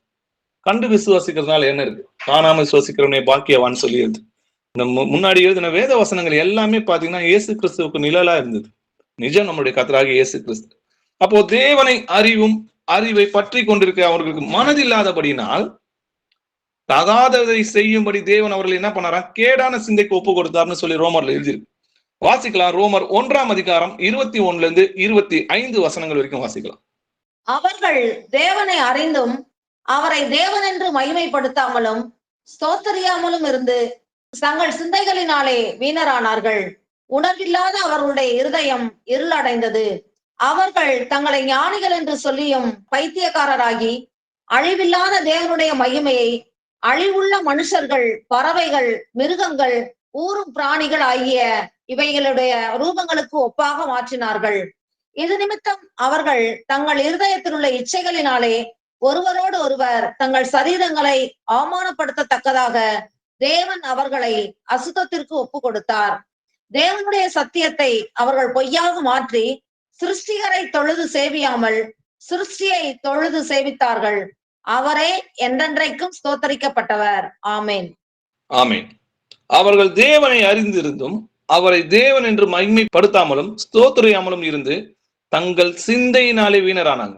வனாந்தரத்துல கர்த்தர் அற்புதங்களையும் அதிசயங்களும் செய்து அவங்களை என்ன பண்ண ரட்சித்தார். பார்வோனோட கைகள் இருந்து விலக்கினார். எவ்வளவு பராக்கிரமத்தை செஞ்சார். செங்கடலை பிளந்து அவங்களை கொண்டு வராரு. ஆனா இவங்க என்ன சொல்றாங்க, மோசே போய் 40 நாள் கர்த்தரோட அந்த கற்பனைகளை பெற்றுக்கொண்டு சீனாய் மலையில இருந்து இறங்கி வர்றதுக்குட்டும் மோசேக்கு என்ன ஆச்சுதோ, எங்களை கொண்டு வந்த மோசேக்கு என்ன ஆச்சுன்னு தெரியலையே. அப்ப ஆரோனை கட்டாயப்படுத்தி அவன் என்ன சொல்றாங்க, ஒரு கண்ணுக்குட்டியை உண்டாக்கி அந்த கண்ணுக்குட்டி தான் என்ன பண்ணுச்சு, எங்களை எகிப்து தேசத்துல இருந்து கொண்டு வந்த தெய்வம்னு சொல்லி அந்த கல்லைய போய் என்ன பண்றாங்க, அதை வணங்குறாங்க. அவங்கள அதை அந்த அந்த கண்ணுக்குட்டியை உண்டாக்குறதுக்கு அவங்க என்ன பண்றாங்க பாருங்க, தங்களோட நகைகள்லாம் கொடுக்குறாங்க. அப்ப எந்த அளவுக்கு அவங்க அந்த ரூபத்து மேல ஒரு விக்கிரத்து மேல அவங்களுடைய இச்சை இருக்குதுன்னு பாருங்க. அதை கொடுத்து அதை ஒரு கண்ணுக்குட்டி ஆக்கி அதை வணங்கும்படியாகவும் அதுக்கு பலி செலுத்தும்படியாக தன்னை ஒப்பு கொடுத்தாங்க இல்லையா. அவர்கள் தேவனை அறிந்திருந்தும் அவரை தேவன் என்று மகிமைப்படுத்தாமலும் ஸ்தோத்திரியாமலும் இருந்து தங்கள் சிந்தையிலே வீணரானாங்க. உணர்வில்லாத அவர்களுடைய இருதயம் இருளடைந்ததுன்னு சொல்லி எழுதியிருக்கு. இது நிமித்தம் அவர்கள் தங்கள் இருதயத்தில் உள்ள இச்சைகளினாலே ஒருவர் தங்கள் சரீரங்களை அவமானப்படத்தக்கதாக தேவன் அவர்களை அசுத்தத்திற்கு ஒப்பு கொடுத்தார். இன்னைக்கு நிறைய பேர்கிட்ட போய் நம்ம சொல்றோம் விக்கிராராதனை பாவம், ஆனா இந்த இச்சைன்னு சொல்லி வேதத்தில் எழுதியிருக்கு. அப்போ தேவனை அறியும் அறிவை பற்றி கொண்டிருக்க அவர்களுக்கு மனதில்லாதபடினா ஒரு எல்லா இடத்துலயும் அவரால் இருக்க முடியும். ஆவியா இருந்தா மட்டும்தான் அவரால் எல்லா இடத்துலயும் இருக்க முடியும். அப்படி அவங்களுக்கு சொன்னா கூட அவங்க கேட்கறதுக்கு மனது இல்லை. அதனால ஆண்டவர் என்ன பண்றாரு, தகாதவைகளை செய்யும்படி தேவன் அவர்களை கேடான சிந்தைக்கு ஒப்பு கொடுத்தாருன்னு சொல்லி எழுதியிருக்கு. தேவனுடைய சத்தியத்தை அவர்கள் பொய்யாக மாற்றி, தேவன் ஆவியா இருக்கிறார்னு எழுதியிருக்கு. பொய்ன்றது என்ன, விக்கிரமே பொய்ன்னு சொல்லி வேதத்துல எழுதியிருக்கு. சிருஷ்டிகரை தொழுது சேவியாமல் சிருஷ்டியை தொழுது சேவித்தார்கள். இவரே என்றென்றைக்கும் ஸ்தோத்தரிக்கப்பட்ட சர்வத்திற்கும் மேலான தேவன் சொல்லி எழுதியிருக்கு. இதே நீங்க ரோமர் 9ஆம் அதிகாரம் 5வது வசனம் பார்த்தீங்கன்னா, பிதாக்கள் அவர்களுடையவர்களே, மாம்சத்தின்படி கிறிஸ்துவும் அவர்களில் பிறந்தாரே, இவர் என்றென்றைக்கும் ஸ்தோத்தரிக்கப்பட்ட சர்வத்திற்கும் மேலான தேவன். அதனால்தான் நீங்க யாருன்னு கேட்கிறாங்க அவரை. ஆதி முதல் நான் உங்களுக்கு சொல்லி இருக்கிறவர் நான் தான்றார். அவர் பிதாவை குறித்து பேசினார் என்று அவங்க அறியாது இருந்தாங்கன்னு சொல்லி எழுதி. இயேசு கிறிஸ்துவே சர்வ வல்லமுள்ள தேவன்றதை நம்ம புரிஞ்சுக்கணும். அவர் ஆவியா இருக்கிறார். அவர் நாங்கள் மாம்சத்தில் கண்டாலும் இனி ஒரு பொழுது நாங்கள் அவரை மாம்சத்தில் அறியோம். கர்த்தரே ஆவியானவர், கர்த்தருடைய ஆவி எங்கேயோ அங்க விடுதலையும் உண்டுன்னு சொல்லி எழுதி. அப்போ தேவன் ஆவியா இருக்கிறார், அவர் ஆவியோடும் உண்மையோடும் தொழுது கொள்ள வேண்டும் சொல்லி வேதம் நமக்கு கற்றுக் கொடுக்குது. போஜன இச்சைன்னு சொல்லி எழுதியிருக்கு இல்லையா. இவங்க வனாந்தரத்துல அது மட்டும் பண்ணல, தங்கள் இச்சைக்கேற்ற போஜகத்தை கேட்டு தங்கள் இருதயத்தில் தேவனை பரீட்சை பார்த்தாங்கன்னு சொல்லி எழுதியிருக்கு. அதனாலதான் கர்த்தர் என்ன சொல்றாரு, தேவனாக கர்த்தரை பரீட்சை பாராதிருப்பாயாகன்னு சொல்லி எழுதி இருக்கிறதே அப்படின்னு சொல்லி சாத்தானை விரட்டுறாரு இல்லையா. நம்மளும் அப்படிதான். தேவனை பரீட்சை பண்ற பாக்குறதுக்கெல்லாம் நமக்கு என்ன கிடையாது, தகுதி கிடையாது. அது பாவம். வாசிக்கலாம். என்னாகமம் 11ஆம் அதிகாரம் 4-5 வசனங்கள் வாசிக்கலாம். பின்பு அவர்களுக்குள் இருந்த பல ஜாதியான அந்நிய ஜனங்கள் மிகுந்த இச்சையுள்ளவர்கள் ஆனார்கள். இஸ்ரவேல் புத்திரரும் திரும்ப அழுது, நமக்கு இறைச்சியை புசிக்க கொடுப்பவர் யார்? நாம் எகிப்திலே கிரயமில்லாமல் சாப்பிட்ட மச்சங்களையும் வெள்ளரி காய்களையும் கொம்மட்டி காய்களையும் கீரைகளையும் வெங்காயங்களையும் வெள்ளை பூண்டுகளையும் நினைக்கிறோம். ஆமென். அவங்க என்ன பண்றாங்க, வனாந்தரத்துல கர்த்தர் தூதர்கள் உண்ணும் உணவுனால அவங்களை போஷிக்கிறார். அடிமைத்தனத்துல கிட்டத்தட்ட அதிக நேரம் வேலை செஞ்சிருந்தாங்க இல்லையா. அப்படி அவங்களோட கண்ணீரை கேட்டு கர்த்தர் மனதுருகி அவங்களை ரட்சித்து வந்தார். ஆனா இவங்க தொடர்ந்து என்ன பண்ணாங்க, வணங்க கழுத்துள்ளவர்களா இருந்து தேவனை பரீட்சை பார்த்து கொண்டே இருந்தாங்க. அப்போ அவங்க என்ன சொல்றாங்க, எகிப்துல அவங்க சாப்பிட்டதெல்லாம் நினைக்கிறாங்களாம். அவங்க என்ன பண்றாங்க, அந்த ஜனங்கள் மிகுந்த இச்சை உள்ளவர்களா இருந்து இஸ்ரவேல் புத்திர திரும்ப அழுது என்ன பண்றாங்களா, நமக்கு இறைச்சியை புசிக்க கொடுப்பவன் யார்? செங்கடலை பிரிச்சு கூட்டு வந்த தேவனால இதை கொடுக்க முடியாதா?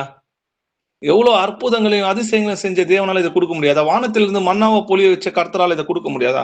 டேஸ்ட் பண்ணி பாக்குறாங்க, பரீட்சை பண்றாங்க ஆண்டவர். அவங்க என்ன நினைக்கிறாங்க, அந்த எகிப்துல சாப்பிட்ட கொமட்டிக்காயும் கீரையும் வெங்காயத்தையும் பூண்டுகளையும் நினைக்கிறோம்னு சொல்லி அழுகுறாங்க. இன்னைக்கு அதே மாதிரிதான் நம்ம ஞானஸ்தானம் எடுத்துட்டோம். திரும்பவும் பழைய பாவங்களை நம்ம என்ன பண்ணக்கூடாது, நினைக்க கூடாது. அது என்ன பண்ணும், இதெல்லாம் திஷ்டாந்தமானவர் நமக்கு வச்சிருக்கிறாரு. நம்ம ஞானஸ்தானத்துல மறிச்சிட்டோம் இல்லையா. எப்படி அவங்க செங்கடல்ல இருந்து ரட்சித்தாரு சொல்றாரு இல்லையா, அது ஞானஸ்தானத்துக்கு ஆண்டவர் ஒப்புறாருல. மோசே மூலமா அவங்க செங்கடல்ல ஞானஸ்தானம் எடுத்தாங்கன்னு சொல்லி அங்க ரட்சிப்பு நடந்தது. பார்வோனோட கைகள் இருந்து கர்த்தர் என்ன பண்ணாரு, ரட்சித்தார். ஞானஸ்தானம் ரட்சிப்பை குறிக்கிறது. அதே போல ஞானஸ்தானம் நம்ம பாவங்களையும் அக்கிரமங்களையும் மறித்திருந்த நம்மளை இறைச்சது. இப்போ இயேசு கிறிஸ்து நாமத்தினால கழுவப்பட்டீங்க, நீதிமானாக்கப்பட்டீங்க, பரிசுத்தமாக்கப்பட்டீங்கன்னு சொல்லி வேதத்துல எழுது. அவர் நாமத்தினால் நம்முடைய பாவங்கள் மன்னிக்கப்பட்டது. அப்ப ரட்சிப்பு உண்டாகுது ஞானஸ்தானத்து மூலமா. ஏன்னா இயேசு கிறிஸ்துவன் நீங்களும் நானும் என்ன பண்றோம்? அவரோட உடன்படிக்கை செய்யறோம். அப்போ திரும்பவும் போய் நம்ம பழைய பாவங்களை, நான் அதை பண்ணேன், இதை செஞ்சிருந்தேன், அப்போ அப்படி இருப்பேன், இப்ப இப்படி இருந்தேன், இதெல்லாம் இது பாத்தீங்கன்னா நிறைய பேர், ஏன் நான் கூட இதை பண்ணிருக்கிறேன். நம்ம ஆரம்ப காலத்துல பாத்தீங்கன்னா அந்த பாவத்தெல்லாம் விட்டுட்டேன், வெளியே வந்துட்டேன். ஆனா அந்த பாவத்தோட இச்சை இருதயத்துல இருக்குது. அதனாலதான் என் வாய் பேசுது. இருதயத்தின் நினைவுனால்தான் வாய் பேசும். நான் இதெல்லாம் பண்ணேன். அது எப்படி சொல்லணும்னா, வெக்கப்படக்கூடிய காரியங்கள்னு வேதத்துல எழுதியிருக்கு. முன்பு நீங்க செய்த பாவத்தை குறித்து இப்பனா உங்களுக்கு என்ன பிரயோஜனம்? அது அசிங்கமா இருக்குது இல்லையா? நம்மளுக்கு நினைக்கும் போது வெக்கமா இருக்குது அப்படின்னு சொல்லி எழுதியிருக்கு. ஆனா அதுவே நம்ம விட்டுட்டோன்றதே பெருமையா சொல்லும். இதுவும் ஒரு விதமான இச்சை. அப்ப அந்த பாவத்து மேல இன்னமும் அது நம்ம குணப்படாம அதுல இருந்து வெளியே வராம இருக்கிறோம். அதை திரும்ப திரும்ப பேசுறோம்னு சொன்னா நம்ம இச்சையில இருக்கும். அதுல நம்ம அருவம் இருக்கணும், வெறுக்கணும். இச்சையை வெறுத்துதான் நம்ம ஜெயிக்க முடியும். தேவனுக்கு பயப்படுற பயம்னா என்னன்னா, பாவத்தை விட்டு விலகுவதும் பாவத்தை வெறுப்பதும் தான் தேவனுக்கு பயப்படுற பயம். அப்போ இதெல்லாம் அவங்க நினைக்கிறேன்னு சொன்னாங்க இல்லையா? கர்த்தர் என்ன பண்றாரு? அவங்க இச்சை கேட்டதை அவங்க கொடுக்குறாரு. ஆனா அந்த இச்சை அவங்க வாயில இருக்கும்போது கூட அவங்க மனம் திரும்பாதனால கர்த்தர் அவங்களை அடித்து போடுறாரு. வாசிக்கலாம். சங்கீதம் 78 அதிகாரம் 29 31 வசனங்கள் வரைக்கும் வாசிக்கலாம். அவர்கள் புசித்து திருப்தி அடைந்தார்கள். அவர்கள் இச்சித்ததை அவர்களுக்கு கொடுத்தார். அவர்கள் தங்கள் இச்சையை வெறுக்கவில்லை. அவர்களுடைய போஜனம் அவர்கள் வாயில் இருக்கும் போதே தேவ கோபம் அவர்கள் மேல் எழும்பி அவர்களில் கொளுத்தவர்களை சங்கரித்து இஸ்ரவேலில் விசேஷித்தவர்களை மடிய பண்ணிற்று. ஆமென். அவர்கள் புசித்து திருப்தி அடைந்தாங்க. அவன் கேட்டது கிடைச்சிச்சா? அவருக்கு இச்சித்ததை ஆண்டவர் என்ன பண்ணாரு? கொடுத்தார் இல்லையா? அவர்கள் தங்கள் இச்சையை வெறுக்கவில்லை. அப்படியே பச்சையா என்ன பண்ணாங்க? அது மேல அந்த இச்சையினால அப்படியே அடிச்சு சாப்பிட்டாங்க. ரத்தத்தோட புசிக்க கூடாதுன்னு சொல்லி ஆண்டவர் கட்டளையிட்டு இருந்தது. ஆனால் அவங்களுக்கு அந்த போஜனத்து மேல இருந்த இச்சை என்ன பண்ணுச்சு? ஆண்டோடைய கற்பனை எல்லாம் அவங்களுக்கு யோசிக்கிறது எல்லாம் நேரம் இல்லை. அந்த இச்சை மேல அப்படியே விழுந்துட்டாங்க. அந்த பற்கள்ல, அவங்க வாயில அந்த போஜனம் இருக்கும் போதே, அவங்க பற்கள்ல அந்த இறைச்சி இருக்கும் போதே தேவ கோபம் அவர்கள் மேல் எழும்பி அவர்களில் கொளுத்தவர்களை சங்கரித்து இஸ்ரவேலின் விசேஷித்தமானவர்களை கொன்று போட்டாருன்றதை நம்ம பார்க்கிறோம். அப்போ அநேக தடவை கர்த்தருக்கு பிரியமில்லாத நம்ம கேட்டுட்டே இருக்கிறோம்னு வைங்களேன், அது ஆண்டவருக்கு முதல்ல ஆண்டவருடைய சித்தமான்றதை அறியணும். ஆண்டவருக்கு சித்தம். இப்போ நமக்கு என்ன தேவையா இருந்தாலும் கர்த்தர் அதுக்கு நமக்கு கொடுப்பார். நமக்கு தேவைக்கு கொடுப்பாரே தவிர, நம்ம ஆடம்பரத்துக்கோ இல்ல பக்கத்து வீட்டுக்காரன் வச்சிருக்கான் அதனால நானும் இதை வாங்குவேன், அவனுக்கு ஏக்குல நானும் வாழணும், இந்த மாதிரிலாம் இதெல்லாம் இச்சை. இது பொறாமையும் இச்சையும் உண்டாகும். பொறாமை தான் என்ன பண்ணும்? இச்சை தான் பொறாமையும் உண்டாகும். நம்ம இச்சித்தது கிடைக்கலன்னா அது பொறாமையாகும். அதுதான் காய் என்ன பண்ணாரு? தன் சகோதரனை கொலை செய்ய தூண்டுறதுக்கு காரணம் என்னது? பொறாமை தான். ஆபேலோட காணிக்கை கர்த்தர் ஆசீர்வதிக்கிறார், நம்மளை ஆசீர்வதிக்கலையேன்னு சொல்ற அந்த பொறாமை தான் கொலை செய்யற அளவுக்கு கொண்டு போச்சு இல்லையா? யோவான் 6 அதிகாரம் 26 27 வசனங்கள் வரைக்கும் வாசிக்கிறோம். இயேசு அவர்களுக்கு பிரதியுத்தரமாக, நீங்கள் அற்புதங்களை கண்டதினால் அல்ல, நீங்கள் அப்பம் புசித்து திருப்தியானதினாலேயே என்னை தேடுகிறீர்கள் என்று மெய்யாகவே மெய்யாகவே உங்களுக்கு சொல்லுகிறேன். அழிந்து போகிற போஜனத்திற்காக அல்ல, நித்திய ஜீவன் வரைக்கும் நிலை நிற்கிற போஜனத்திற்காகவே கிரியை நடப்பியுங்கள். அதை மனுஷகுமாரன் உங்களுக்கு கொடுப்பார். அவரை பிதாவாகிய தேவன் முத்திரித்திருக்கிறார் என்றார். ஆமேன். ஆமேன். இயேசு அவர்களுக்கு பிரதியுத்தரமாக அவரை தேடி வராங்க. அவர் இல்லைன்னு அவங்க என்ன பண்றாங்க? நீங்க எங்க போயிருந்தீங்க? நான் உங்களை தேடி வந்தோமே அப்படின்னு அவங்க ஜனங்கள்லாம் சொல்லும் போது, நீங்கள் அற்புதங்களை கண்டதுனால என்ன அல்ல, நீங்க அப்பம் புசித்து திருப்தி ஆனீங்க பாத்தீங்களா, அதனாலதான் என்ன தேடி வரீங்க என்று மெய்யாகவே உங்களுக்கு சொல்றேன். அதனாலதான் இயேசு கிறிஸ்துவ பத்தி என்ன சாட்சி கொடுக்குறாங்க? உனக்கு யாரை பத்தியும் கவலை கிடையாது, நீங்க முகதாட்சணை இல்லாம சத்தியத்தை சத்தியமாய் போதிக்கிறீங்க. அவர் இருதயத்தை ஆராய்ந்து பார்க்கறதுனால, மனிதனோட இருதயத்தை ஆராய்ந்து பார்த்ததுனால நீங்க எதுக்காக வர, ஏன் வர, எல்லாமே அவர் தெரிஞ்சிருக்கிறார். ஆனா சொல்றாரு, அழிந்து போகிற போஜனத்துக்காக அல்ல, நித்திய ஜீவன் வரைக்கும் நிலை நிற்கிற போஜனத்திற்காகவே கிரியை நடப்பீங்க. அப்போ அழியாத போஜனம்னா தேவனுடைய வசனத்துக்காக தேடி வாங்கன்னு சொல்றாரு. இன்னைக்கு கூட சபைகள்ல பாத்தீங்கன்னா, வெளியே பாத்தீங்கன்னா தசம பாகம் காணிக்க அப்படின்னு சொல்லி என்ன பண்ணுவாங்க? பணத்தை பறிக்கிறவங்களா இருக்கிறாங்க, கொள்ளைக்காரர்களா இருக்கிறாங்க. அந்த கொள்ளைக்காரர்கிட்ட இவங்க என்ன பண்றாங்க? பயந்து இங்க போனா நம்ம கொடுக்க வேண்டியது இருக்குமே, அதனால நம்ம இங்க இந்த சபைக்கு போனா, வீட்டு சபையெல்லாம் போனா என்ன பண்ண மாட்டாங்க?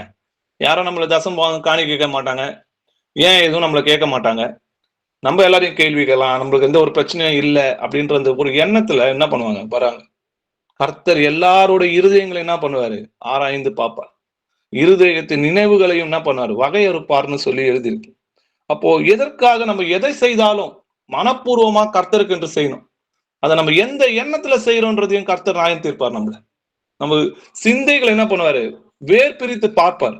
எபிரேயர் 12ஆம் அதிகாரம் 16, 17 வசனங்கள் வாசிக்கலாம். ஒருவனும் வேசி கள்ளனாகவும் ஒருவேளை போஜனத்துக்காக தன் சேஷ்ட புத்திர பாகத்தை விற்று போட்ட ஏசாவை போல சீர்கெட்டவனாகவும் இராதபடிக்கும் எச்சரிக்கையாயிருங்கள். ஏனென்றால் பிற்பாடு அவன் ஆசீர்வாதத்தை சுதந்தரித்துக் கொள்ள விரும்பியும் ஆகாதவன் என்று தள்ளப்பட்டதை அறிவீர்கள். அவன் கண்ணீர் விட்டு கவலையோடு தேடியும் மனம் மாறுதலை காணாமற் போனான். ஆமென். ஒருவனும் வேசிக்கல்லவனாகவும் ஒருவேளை போஜனத்துக்காக தன் சிரேஷ்ட புத்திர பாகத்தை விட்டு போட்ட ஏசாவை போல சீர்கெட்டவன் சொல்லியிருக்கு. ஏசாவை என்ன சொல்லியிருக்கு, சீர்கெட்டவன் சொல்லியிருக்கு. அவனை போல நீங்க இருக்காதீங்கன்னு சொல்லி வேதவசனம் நம்மளுக்கு சொல்லுது. ஜீசஸும் பாத்தீங்கன்னா 40 நாள் என்ன பண்றாரு, பசியில தான் இருக்கிறாரு. அப்போ பிசாசு என்ன சொல்றான், இந்த கல்லை அப்பமாக்கி சாப்பிடுங்க. அப்ப கர்த்தர் என்ன சொல்றாரு, மனுஷன் அப்பத்தினால மட்டும் கிடையாது, தேவனிலிருந்து வாயிலிருந்து புறப்படுகிற ஒவ்வொரு வார்த்தையிலும் பிழைப்பான்னு சொல்லி பிசாசை ஜெயிக்கிறார். அப்போ நம்ம ஏசாவை போல சீர்கெட்ட நான் இராதபடிக்கு நம்ம எச்சரிக்கையா இருக்கணும். ஏன்னா அவன் பிற்பாடு அவன் ஆசீர்வாதத்தை சுதந்திரித்து கொள்ளணும்னு சொல்லி விரும்பியும் அழுதும் கண்ணீர் விட்டு கவலையோட கேட்டும் அது அவனுக்கு கிடைக்கல. இதே கர்த்தர் பாத்தீங்கன்னா அதே பசியில தான் இருந்தார். கர்த்தர் பாத்தீங்கன்னா 40 நாள் பசி வனாந்தரத்துல போஜனம் இல்லாம இருந்தார். ஆனாலும் பிசாசோட சோதனையில என்ன பண்ணல, அகப்படாதவராக இருந்தார். அவர் தேவனுடைய வசனத்தை ஆயுதமாய் தரித்து கொண்டதை நம்ம பார்த்தோம். நீங்களும் நானும் அது போல இயேசு கிறிஸ்துவோட பிள்ளைகளா இருந்து அவருடைய அச்சு அடையாளங்களை நம்ம என்ன பண்ணோம், மாதிரியை நம்ம தரித்து கொள்கிறவர்களா நம்ம இருக்கணும். இந்த உலகத்தில் உள்ள இச்சைகளுக்கு நம்ம விலகி காக்கணும். ஏன்னா இந்த உலகத்தில் உள்ள இச்சை என்ன பண்ணணும்னு பாத்தீங்கன்னா, நம்ம இருதயத்துல தேவனுடைய வசனம் வளராத அப்படி நெருக்கி போடும். வாசிக்கலாம். மார்க்கு 4ஆம் அதிகாரம் 18, 19 வசனங்கள் வாசிக்கலாம். வசனத்தை கேட்டும் உலக கவலைகளும் ஐஸ்வர்யத்தின் மயக்கமும் மற்றவைகளை பற்றி உண்டாகிற இச்சைகளும் உட்பிரவேசித்து வசனத்தை நெருக்கி போட அதனால் பலனற்று போகிறார்கள். இவர்களே முள்ளுள்ள இடங்களில் விதைக்கப்பட்டவர்கள். ஆமென். வசனத்தை கேட்டும் உலக கவலைகளும் ஐஸ்வர்யத்தின் மயக்கமும் மற்றவைகளை பற்றி உண்டாயிருக்கிற இச்சை தான் காரணம். இதுன்னு சொல்லி எழுது. கவலை, ஐஸ்வர்யத்தின் மயக்கம், கவலை அப்படி இருந்தா கூட மற்றவைகளை பற்றி உண்டாயிருக்கிற இச்சைகளும் என்ன பண்ணுது, கூடவே உட்பிரவேசித்து வசனத்தை என்ன பண்ணுது, நெருக்கி போடுறதுனால அவங்களால பலன் தர முடியல. அவங்கள பார்த்து என்ன சொல்றாரு, இவர்களே முள்ளுள்ள இடங்களில் விதைக்கப்பட்டவர். அவங்களுக்கு சத்தியன்றது என்னன்னு தெரியும், ஆனாலும் அவங்களால என்ன பண்ண முடியாது, தேவனுடைய வசனத்துக்கு கீழ்ப்படிய முடியாது. அதுக்கு இன்னொரு வசனம் ஆண்டவர் சொல்றாரு, இதுக்கு ஜோடி வசனம் மாதிரி இருக்கும். அது எப்படின்னு பாத்தீங்கன்னா, இந்த ஒளியானது உலகத்தில் வந்திருந்தோம், ஒளியை பார்க்கிலும் அவர்கள் இருளை விரும்புகிறதே ஒளி இடத்திற்கு வராததுக்கு காரணமா இருக்கு. அப்போ ஒளின்றது இயேசு கிறிஸ்துவ, இங்க இருள்ன்றது உலகம். இந்த உலகத்துக்கு அடிமையா இருக்கிறதுனால தான் அவங்களால என்ன பண்ண முடியல, நம்முடைய கர்த்தராகிய இயேசு கிறிஸ்துவோட வசனத்துக்கு கீழ்ப்படியாம போக முடியுது. உலகத்திலும் உலகத்தில் உள்ளவைகளும் அன்பு கூறாதிருங்கன்னு சொல்லி வேதத்துல எழுதியிருக்கு. ஒருவன் உலகத்தில் அன்பு கூர்ந்தால் அவனிடத்தில் பிதாவின் அன்பு இல்லைன்னு சொல்லி வேதத்தில் எழுதிருக்கு. ஏனெனில் மாம்சத்தின் இச்சையும் கண்களின் இச்சையும் ஜீவனத்தின் பெருமையாகிய உலகத்தில் உள்ளவைகள் எல்லாம் பிதாவினால் உண்டானது அல்ல. அப்ப அது யாரால உண்டாயிருக்கு, அந்த கேள்வி கேட்டு பார்க்கணும். அப்ப பிதாவினால் உண்டானவைகள் அல்லனா அவைகள் உலகத்தினால் உண்டானவைகள். அப்போ உலகத்தின் அதிபதியாகிய பிசாசினால் உண்டாயிருக்குது. உலகமும் அதன் இச்சையும் ஒளிந்து போவோம்னு சொல்லி நம்முடைய கர்த்தர் சொல்றாரு. தேவனுடைய சித்தத்தின்படி செய்கிறவன் எவனோ என்றென்றைக்கும் நிலைத்திருப்பான்.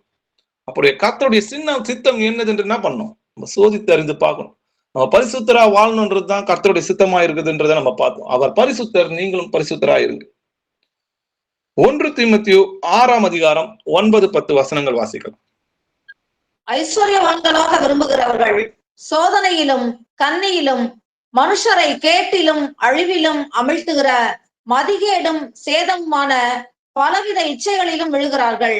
பண ஆசை எல்லா தீமைக்கும் வேறாயிருக்கிறது. சிலர் அதை இச்சித்து விசுவாசத்தை விட்டு வழுவி அநேக வேதனைகளாலே தங்களை உருவ குத்தி கொண்டிருக்கிறார்கள். ஆமேன். ஐஸ்வர்யனாக விரும்புகிறவர்கள் பணக்காரனா ஆகணும்னு நினைச்சாலே சோதனையிலும் கண்ணிலும் மனுஷருடைய கேட்டிலும் அழிவிலும் அமிழ்த்துகிற மதிக்கேடும் சேதமுமான பலவிதமான இச்சைகள்ல போய் என்ன பண்ணுவாங்க, ஃபர்ஸ்ட் விழுவாங்க. அப்புறம் அது இச்சை என்ன பண்ணும், கர்ப்பம் தரித்து பாவத்தை பிறப்பிக்கும். பண ஆசை எல்லா தீமைக்கும் வேறா இருக்கிறது. நீங்க எந்த பாவமான எடுத்து பாருங்க, அதுக்கு காரணம் பணமா இருக்கும். இன்னைக்கு விபச்சாரம் செய்யறாங்களா, அதுக்கு காரணம் பணமா தான் இருக்கும். கொலை செய்யறாங்களா, அதுக்கு காரணம் பணமா தான் இருக்கும். எல்லா பாவத்திற்கும் வேறா இருக்குது என்னது, பண ஆசை தான் இல்லையா? சிலர் அதை இச்சித்து விசுவாசத்தை விட்டு விலகி அநேக வேதனைகளால் தங்களை உருவக்குத்தி கொண்டாங்க. பீலையா இதே பண ஆசையினர் தான் விழுந்து போனார். யூதாசு அற்பமான 30 வெள்ளிக்காசுகளை தேவனை காட்டி கொடுத்தாரு. அனன்யா சபிரால அதே பண ஆசையினால் தான் விழுந்து போனான். இதெல்லாம் ஆண்டவர் நமக்கு திருஷ்டாந்தமா வைத்திருக்கிறார். போதுன்ற மனதுடைய கூடிய தேவ பக்தியே சிறந்த ஆதாயம் சொல்லி எழுதியிருக்கு. வாசிக்கலாம். யாக்கோப்பு 4ஆம் அதிகாரம் 1-4 வசனங்கள் வரைக்கும் வாசிக்கலாம். உங்களுக்குள்ளே யுத்தங்களும் சண்டைகளும் எதினாலே வருகிறது? உங்கள் அவயவங்களில் போர் செய்கிற இச்சைகளினால் அல்லவா? நீங்கள் இச்சித்தும் உங்களுக்கு கிடைக்கவில்லை. நீங்கள் கொலை செய்தும் பொறாமையுள்ளவர்களாயிருந்தும் அடையக்கூடாமற் போகிறீர்கள். நீங்கள் சண்டையும் யுத்தமும் பண்ணியும் நீங்கள் விண்ணப்பம் பண்ணாமல் இருக்கிறதினாலே உங்களுக்கு சித்திக்கிறதில்லை. நீங்கள் விண்ணப்பம் பண்ணியும் உங்கள் இச்சைகளை நிறைவேற்றும்படி செலவழிக்க வேண்டுமென்று தகாத விதமாய் விண்ணப்பம் பண்ணுகிறபடியினால் பெற்றுக்கொள்ளாமல் இருக்கிறீர்கள். விபச்சாரரே, விபச்சாரிகளே, உலக சிநேகம் தேவனுக்கு விரோதமான பகை என்று அறியீர்களா? ஆகையால் உலகத்துக்கு சிநேகிதனாய் இருக்க விரும்புகிறவன் தேவனுக்கு பகைஞனாகிறான். ஆமென். வேதம் நமக்கு என்ன கற்றுக் கொடுக்குதுன்னு பாருங்க. உங்களுக்குள்ள யுத்தங்களும் சண்டைகளும் எதனால வருகுதுன்னு வேதம் நம்மளை பார்த்து கேள்வி கேட்கிறாரு. அவ கர்த்தர் கேட்கிறாரு, உங்களுக்குள்ள ஏன் சண்டை வருது, உங்களுக்குள்ள யுத்தமும் சண்டையும் எதனால வருதுன்னா உங்கள் அவயங்களில் போர் செய்கிற இச்சைகளினால் அல்லவா? அப்போ இருதயத்துல இருக்கிற இச்சையினால்தான் நம்ம என்ன பண்றோம், இந்த சண்டை வருது. நீங்கள் இச்சித்தும் உங்களுக்கு கிடைக்கல, மற்றவனுக்கு கிடைச்சிச்சு எனக்கு கிடைக்கல, அவன் நல்லா இருக்கிறான் நான் நல்லா இல்லை, எனக்கு தேவையானது இல்லை, அவனுக்கு எல்லாமே கிடைக்குது. இதேதான் காயின் ஆபேல் கதையில நடந்தது இல்லையா? நீங்கள் கொலை செய்தும் பொறாமை உள்ளவர்களாக இருந்தும் அடியக்கூடாமல் போகிறீர்கள். உங்களுக்குள்ள சண்டை பண்ணியும் யுத்தம் பண்ணியும் நீங்க என்ன பண்றீங்க, தகாதவைகளை வச்சு விண்ணப்பம் பண்றீங்க. உங்கள் இச்சைகளை நிறைவேற்றும்படி தகாத விண்ணப்பம் பண்ணுகிறதுனாலதான் நமக்கு கிடைக்க மாட்டுதுன்றார். அப்போ தேவனுடைய சித்தம் என்னதென்று, நம்மளோட தேவைகள், இப்போ ஒரு காரே வாங்கணும்னு வைங்களேன், அது ஆண்டவருக்கு சித்தமா இருந்து நம்மளுக்கு தேவை அப்படின்றத கர்த்தருக்கு உண்மையால நம்ம இருதயங்களை ஆராய்வார் இல்லையா? அப்போ அவருக்கு என்ன பண்ணுவாரு, நமக்கு இது தேவை அப்படின்றது அவருடைய இருதயத்துக்கு பட்டுச்சுன்னா நலமானது இருந்தது நமக்கு செய்வார். அது ஊழியத்துக்கு பயன்படுத்துறோம், இல்ல நம்மளோட தேவைக்கு பயன்படுத்துறோம். அது மாதிரி நான் அடிமை இல்லை, அதாவது எல்லாவற்றையும் அனுபவிக்க எனக்கு அதிகாரம் உண்டு, நான் எதற்கும் அடிமை ஆக மாட்டேன்னு சொல்லி வேதத்துல பவுல் சொல்றாரு. எல்லாவற்றையும் கர்த்தர் நமக்கு தருவாரு, அதுக்கு நம்ம அடிமையாயிடக்கூடாது. நமக்கு எதெல்லாம் ஆண்டவர் கொடுத்திருக்கிறாரோ அது கர்த்தருக்கு ஸ்தோத்திரம், கர்த்தர் நல்லவர், அதை நம்ம அனுபவிக்க முடியும். அனுபவிக்கிறது பேர் இச்சை இல்லை. ஆனா ஒருத்தனுக்கு இருக்கிறத நம்ம அதை அடையணும்ன்றதையோ இல்ல நம்மளுக்கு இருக்கிறதுக்கு மேல ஆசைப்படுறதும் அது இச்சை. அப்ப போதுன்ற மனதோட கூடிய தேவ பக்தி தான் சிறந்த ஆதாயம்ன்றதை நம்ம பார்க்கிறோம். அதனாலதான் உலகத்துக்கு அடிமையா இருக்கிறவங்களை பார்த்து கர்த்தர் சொல்றாரு, விபச்சாரிகளே, உலக சிநேகம் தேவனுக்கு விரோதமான பகை என்று அறிவீர்களா? உலகத்துக்கு நீங்க சிநேகிதனா இருக்க விரும்புகிறவன் தேவனுக்கு பகைஞ்சனா இருக்கும். அப்ப கர்த்தருக்கு பகைஞ்சனா இருந்தா நம்ம என்ன போவோம், அழிந்து போவோமே. நம்ம உலகத்துக்கு என்ன பண்ணக்கூடாது, அடிமை ஆகக்கூடாது. நம்ம தேவனுக்கு அடிமையா இருக்கிறோம், கிரியத்து கொல்லப்பட்டிருக்கிறோம், விலையேறப்பட்ட ரத்தத்தினால உங்களையும் என்னையும் வாங்கியிருக்கிறார். அப்போ மனுஷனுக்கு அடிமையாகாதிருங்கன்னு சொல்லி வேதத்துல எழுதியிருக்கு. கிறிஸ்துவின் உடையவர்கள் தங்கள் மாம்சத்தையும் அதன் ஆசை இச்சையையும் சிலுவையில் அறைந்திருக்கிறார்களே. ஞானஸ்தானத்துல நடந்தது இல்லையா? நம் ஆவினாலே பிழைத்திருந்தால் ஆவிக்கேற்றபடி நடக்கணுமே. நீங்கள் பண ஆசை இல்லாதவர்களாய் நடந்து உங்களுக்கு இருக்கிறவைகளை போதும் என்று எண்ணுங்கள், நான் உன்னை விட்டு விலகுவதும் இல்லை, உன்னை கைவிடுவதும் இல்லை என்று அவர் சொல்லி இருக்கிறாரே. அப்ப இத்தனை வாக்குத்தத்த வசனங்கள்லாம் நமக்கு இருக்குது. வாசிக்கலாம். தீத்து 2ஆம் அதிகாரம் 12-13 வசனங்கள் வாசிக்கலாம். நாம் அவபக்தியையும் லௌகிக இச்சைகளையும் வெறுத்து தெளிந்த புத்தியும் நீதியும் தேவ பக்தியும் உள்ளவர்களாய் இவ்வுலகத்திலே ஜீவனம் பண்ணி நாம் நம்பி இருக்கிற ஆனந்த பாக்கியத்துக்கும் மகா தேவனும் நமது இரட்சகரும் ஆகிய இயேசு கிறிஸ்துவினுடைய மகிமையின் பிரசன்னமாகுதலுக்கும் எதிர்பார்த்து கொண்டிருக்கும்படி நமக்கு போதிக்கிறது. ஆமென். ஆமென். நம்ம எல்லோருமே நம்முடைய கர்த்தராகிய இயேசு கிறிஸ்துவுக்காக தான் காத்து கொண்டிருக்கிறோம் இல்லையா? நாம் நம்பி இருக்கிற ஆனந்த பாக்கியத்திற்கு மகாதேவனும் நமது இரட்சகருமாய் இருக்கிற இயேசு கிறிஸ்து அவருடைய மகிமையின் பிரசனமாகுதலை எதிர்பார்த்து கொண்டிருக்கிறோம். அப்படி இருக்கிற நம்ம அவபக்தியையும் லௌகீக இச்சையும் முதல்ல வெறுக்கணும். எங்க உங்க கர்த்தர் வருகிறார்னு சொல்லி இன்னும் வரலையேன்னு கேட்பாங்க. பரியாசக்காரர் கடைசியில கேட்பாங்கன்னு தான் சொல்லி எழுதி. ஆனா தீர்க்க தரிசனங்களை அற்பமா எண்ணாதிருங்கன்னு சொல்லி வேறொரு வசனமும் எழுதியிருக்கு. அதனால நம்ம பகலுக்குரிய பிள்ளைகளா இருக்கிறோம். அதை ஆராய்ந்து தெளிந்த புத்தியும் நீதியும் தேவ பக்தி உள்ளவர்களாய் உலகத்துல நம்ம என்ன பண்ணோம்? ஜீவனம் பண்ணி கர்த்தருக்காக காத்து கொண்டிருக்கணும். நீங்கள் கிறிஸ்துவுக்குள்ளாக ஞானஸ்தானம் பெற்ற நம் அனைவரும் அவருடைய மரணத்திற்குள்ளாக ஞானஸ்தானம் பெற்றிருக்கோம் இல்லையா? அப்போ நம்ம அந்த மரணத்திற்குள்ள ஞானஸ்தானம் பெற்றோம்னா பழைய மனுஷன் செத்து புது மனிதனாகிய இயேசு கிறிஸ்து நம்ம தரித்திருக்கிறோம். அப்ப நம்ம எப்படி இருக்கணும்? வாசிக்கலாம். ரோமர் 6:11-13 வசனங்கள் வரைக்கும் வாசிக்கலாம். அப்படியே நீங்களும் உங்களை பாவத்திற்கு மரித்தவர்களாகவும் நம்முடைய கர்த்தராகிய இயேசு கிறிஸ்துவுக்குள் தேவனுக்கென்று பிழைத்திருக்கிறவர்களாகவும் எண்ணிக்கொள்ளுங்கள். ஆகையால் நீங்கள் சரீர இச்சைகளின்படி பாவத்திற்கு கீழ்ப்படியத்தக்கதாக சாவுக்கேதுவான உங்கள் சரீரத்தில் பாவம் ஆளாதிருப்பதாக நீங்கள் உங்கள் அவயவங்களை அநீதியின் ஆயுதங்களாக பாவத்திற்கு ஒப்புக்கொடாமல் உங்களை மரித்தோரிலிருந்து பிழைத்திருக்கிறவர்களாக தேவனுக்கு ஒப்பு கொடுத்து உங்கள் அவயவங்களை நீதிக்குரிய ஆயுதங்களாக தேவனுக்கு ஒப்பு கொடுங்கள். ஆமேன். ஆமேன். நீங்களும் உங்களை பாவத்துக்கு மரித்தவர்களாகும். இது எப்ப நடக்குது? ஞானஸ்தானத்துல நம்ம அதான் நடந்தது இல்லையா? நீங்கள் ஞானஸ்தானம் பெற்றும் போது அவருடைய மரணத்துக்குள்ளாக நம்ம ஞானஸ்தானம் பெற்றோம். அப்போ நீங்களும் உங்களை பாவத்துக்கு மரித்தவர்களாகவும் நம்முடைய கர்த்தராகிய இயேசு கிறிஸ்துக்குள் தேவனுக்கு என்று பிழைத்தவர்களாகவும் எண்ணுங்க. ஏன்னா நீங்க முன்னாடி நம்ம எப்படி இருந்தோம்? சரீர இச்சையின்படி பாவத்திற்கு கீழ்ப்படியத்தக்கதாக இருந்தோம். இப்போ சாவுக்கு ஏதுவான உங்கள் இருதயத்தில் பாவம் என்ன பண்ணக்கூடாது? ஆளாதிருப்பதாக. அப்போ அந்த இச்சையின்படிதான் பாவம் உண்டாகுது. அந்த இச்சையை நம்ம வெறுத்தனா பாவத்திலிருந்து நம்மளால ஜெயிக்க முடியும். அப்போ நீங்கள் உங்கள் அவயங்களை நீதியின் ஆயுதங்களாக பாவத்துக்கு ஒப்பு கொடாம, முன்னாடிலாம் நம்ம எப்படி இருந்தோம்? இந்த சரீரத்தை பாவத்துக்கு ஒப்பு கொடுத்தோம். மனதார போய் பாவம் செய்வோம். மனதார நம்ம கண்களால இச்சை எல்லாம் விழுந்திருந்தோம். அப்படி இல்லாம இதே ஆயுதத்தை நம்ம என்ன பண்ணோம்? உங்கள் அவயங்களை நீதிக்குரிய ஆயுதங்களாக தேவனுக்கு ஒப்பு கொடுங்க. கிறிஸ்துவின் சிந்தையை ஆயுதமாக தரித்துக் கொள்ளுங்கள்னு சொல்லி வேறொரு வசனம் சொல்லுது. இதே அவயங்களை நம்ம என்ன பண்ணோம்? பாவத்துக்கு எதிராக போராடுறதுக்கு நம்ம பயன்படுத்துறோம். கர்த்தர் அதுக்கு பாத்தீங்கன்னா நிறைய ஆவியின் பட்டயங்களை நம்ம கொடுக்குறாரு இல்லையா? வாசிக்கலாம். கொலேசியர் 3:1-5 வசனங்கள் வரைக்கும் வாசிக்கலாம். நீங்கள் கிறிஸ்துவுடன் கூட எழுந்ததுண்டானால் கிறிஸ்து தேவனுடைய வலது பார்சத்தில் வீற்றிருக்கும் இடத்தில் உள்ள மேலானவைகளை தேடுங்கள். பூமியில் உள்ளவைகளை அல்ல, மேலானவைகளையே நாடுங்கள். ஏனென்றால் நீங்கள் மரித்தீர்கள், உங்கள் ஜீவன் கிறிஸ்துவுடனே தேவனுக்குள் மறைந்திருக்கிறது. நம்முடைய ஜீவனாகிய கிறிஸ்து வெளிப்படும் போது நீங்களும் அவரோட கூட மகிமையிலே வெளிப்படுவீர்கள். ஆகையால் விபச்சாரம், அசுத்தம், மோகம், துர்ரீச்சை, விக்கிரக ஆராதனையான பொருளாசை ஆகிய இவைகளை பூமியில் உண்டு பண்ணுகிற உங்கள் அவயவங்களை அழித்து போடுங்கள். நீங்கள் கிறிஸ்துவுடனே எழுந்தது உண்டானால், அப்போ நீங்க பாவத்துக்கு மரித்து நீதிக்கு பிழைத்தது உண்டானால், ஞானஸ்தானம் பெற்றிருந்தீங்கன்னா, கிறிஸ்துவ தேவனுடைய வலது பரிசத்தில் வீற்றிருக்கும் இடத்தில் மேலானவைகளை நாடுங்க. பூமிக்குரியவைகள் அல்ல, மேலானவைகள்னா 1000 வருஷ அரசாட்சியில நம்ம கர்த்தரோட இருக்க போறோம். அந்த பாக்கியத்தையும் நமக்கு கிடைக்க போற ஆவிக்குரிய சரீரத்தையும் அதை பற்றி நம்ம நினைக்கணும் இல்லையா? ஏன்னா நம்ம மரிச்சோம், நம்மளோட ஜீவன் எங்க இருக்குதுன்னா கிறிஸ்துவோட கூட இருக்குதுன்றது நம்ம பாக்குறோம். அப்போ நம்முடைய கர்த்தராகி கிறிஸ்து வெளிப்படும் போது நீங்களும் அவரோட கூட அவருக்கு எதிர்கொண்டு போகணும்னா சில அவயங்களை நம்ம தரித்து போகணும். கர்த்தர் சொல்றாரு இல்லையா? உனக்கு கண் இடலா இருந்தா அந்த கண்ணை பிடுங்கி போடு, உன் கை உனக்கு இடலா இருந்தா தரித்து போடுன்றார் இல்லையா? அதெல்லாம் என்னன்னு பாருங்க. ஆகையால் விபச்சாரம், அசுத்தம், மோகம், துர்இச்சை, விக்கிர ஆராதனையான பொருளாசை ஆகிய இவைகளை பூமியில் உண்டு பண்ணுகிற உங்கள் அவயங்களை அழித்து போடுங்க. கையும் காலையும் வெட்டி போட சொல்ல, இததான் கர்த்தர் என்ன பண்ண சொன்னாரு? நம்ம சரீரத்திலிருந்து விலக்க சொல்றாரு.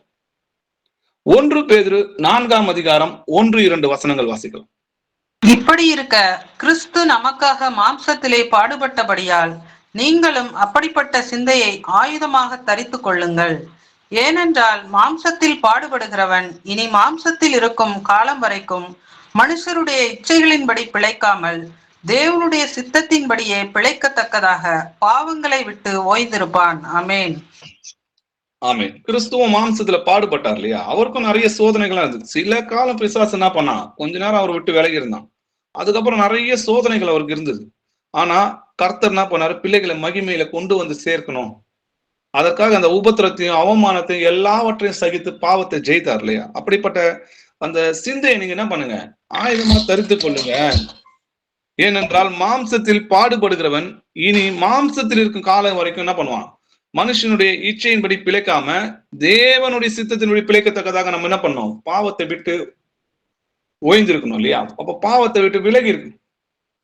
அப்போ தேவனுடைய வசனம் நம்ம இருதயத்துல காத்து கொண்டா மட்டும்தான் பாவத்துல இருந்து நம்ம ஜெயிக்க முடியும். 1 பேதுரு 2ஆம் அதிகாரம் 11-12 வசனங்கள் வாசிக்கலாம். பிரியமானவர்களே, அந்நியர்களும் பரதேசிகளுமாய் இருக்கிற நீங்கள் ஆத்துமாவுக்கு விரோதமாய் போர் செய்கிற மாம்ச இச்சைகளை விட்டு விலகி, புறஜாதிகள் உங்களை அக்கிரமக்காரர் என்று விரோதமாய் பேசும் விஷயத்தில் அவர்கள் உங்கள் நற்கிரியைகளை கண்டு அவற்றின் நிமித்தம் சந்திப்பின் நாளிலே தேவனை மகிமைப்படுத்தும்படி நீங்கள் அவர்களுக்குள்ளே நல் நடக்கையுள்ளவர்களாய் நடந்து கொள்ளுங்கள் என்று உங்களுக்கு புத்தி சொல்லுகிறேன். ஆமேன். ஆமேன். அந்நியர்களும் பரதேசியுமா இருக்கிற நீங்கள் ஆத்துமாக்கு விரோதமா என்ன பண்ணுது, போர் செய்கிற மாம்ச இச்சைகளை விலகணும் இல்லையா. ஏன்னா ஆவிக்கேற்றபடி நடந்து கொள்ளுங்கள், அப்பொழுது மாம்ச இச்சை என்ன பண்ண மாட்டீங்க, நிறைவேற்றாது இருப்பீங்கன்னு சொல்லி வேறொரு வசனம் சொல்லுது. மாம்சமும் ஆவியும் ஒன்றுக்கொன்று என்ன பண்ணுது, விரோதமா இச்சிக்கிறதுன்னு சொல்லி எழுதியிருக்கு. நம்ம செய்யணும்ன்றதை செய்யாதபடி இது ரெண்டும் என்ன பண்ணுது, போர் செய்கிறதுன்னு சொல்லி நம்ம பார்க்கிறோம். அப்போ மாம்சத்துக்கு விரோதமா இருக்கிற இந்த மாம்ச இச்சையை விட்டு நம்ம என்ன பண்ணணும், ஆத்மாக்கு விரோதமா இருக்கிற இந்த மாம்ச இச்சையை விட்டு நம்ம விலகி புறஜாதிகளுக்கு முன்னாடி நம்ம எப்படி இருக்கணும், நற்கிரியைகளை செய்யணும், பரிசுத்தமா வாழணும். அது மூலமா அவங்க தேவனை என்ன பண்ணுவாங்க, சந்திப்பின் நாளிலே தேவனை மகிமைப்படுத்தும்படியாக அவர்களுக்கு முன்பாக நம்முடைய விளக்கு எரிகிறதாக இருக்கும். ரோமர் 13ஆம் அதிகாரம் 12-14 வசனங்கள் வரைக்கும் வாசிக்கலாம். இரவு சென்று போயிற்று, பகல் சமயமாயிற்று. ஆகையால் அந்தகாரத்தின் கிரியைகளை நாம் தள்ளிவிட்டு ஒளியின் ஆயுதங்களை தரித்து கொள்ள கடவோம். களியாட்டும் வெறியும் வேசித்தனமும் காம விகாரமும் வாக்குவாதமும் பொறாமையும் உள்ளவர்களாய் நடவாமல் பகலிலே நடக்கிறவர்கள் போல சீராய் நடக்க கடவோம்.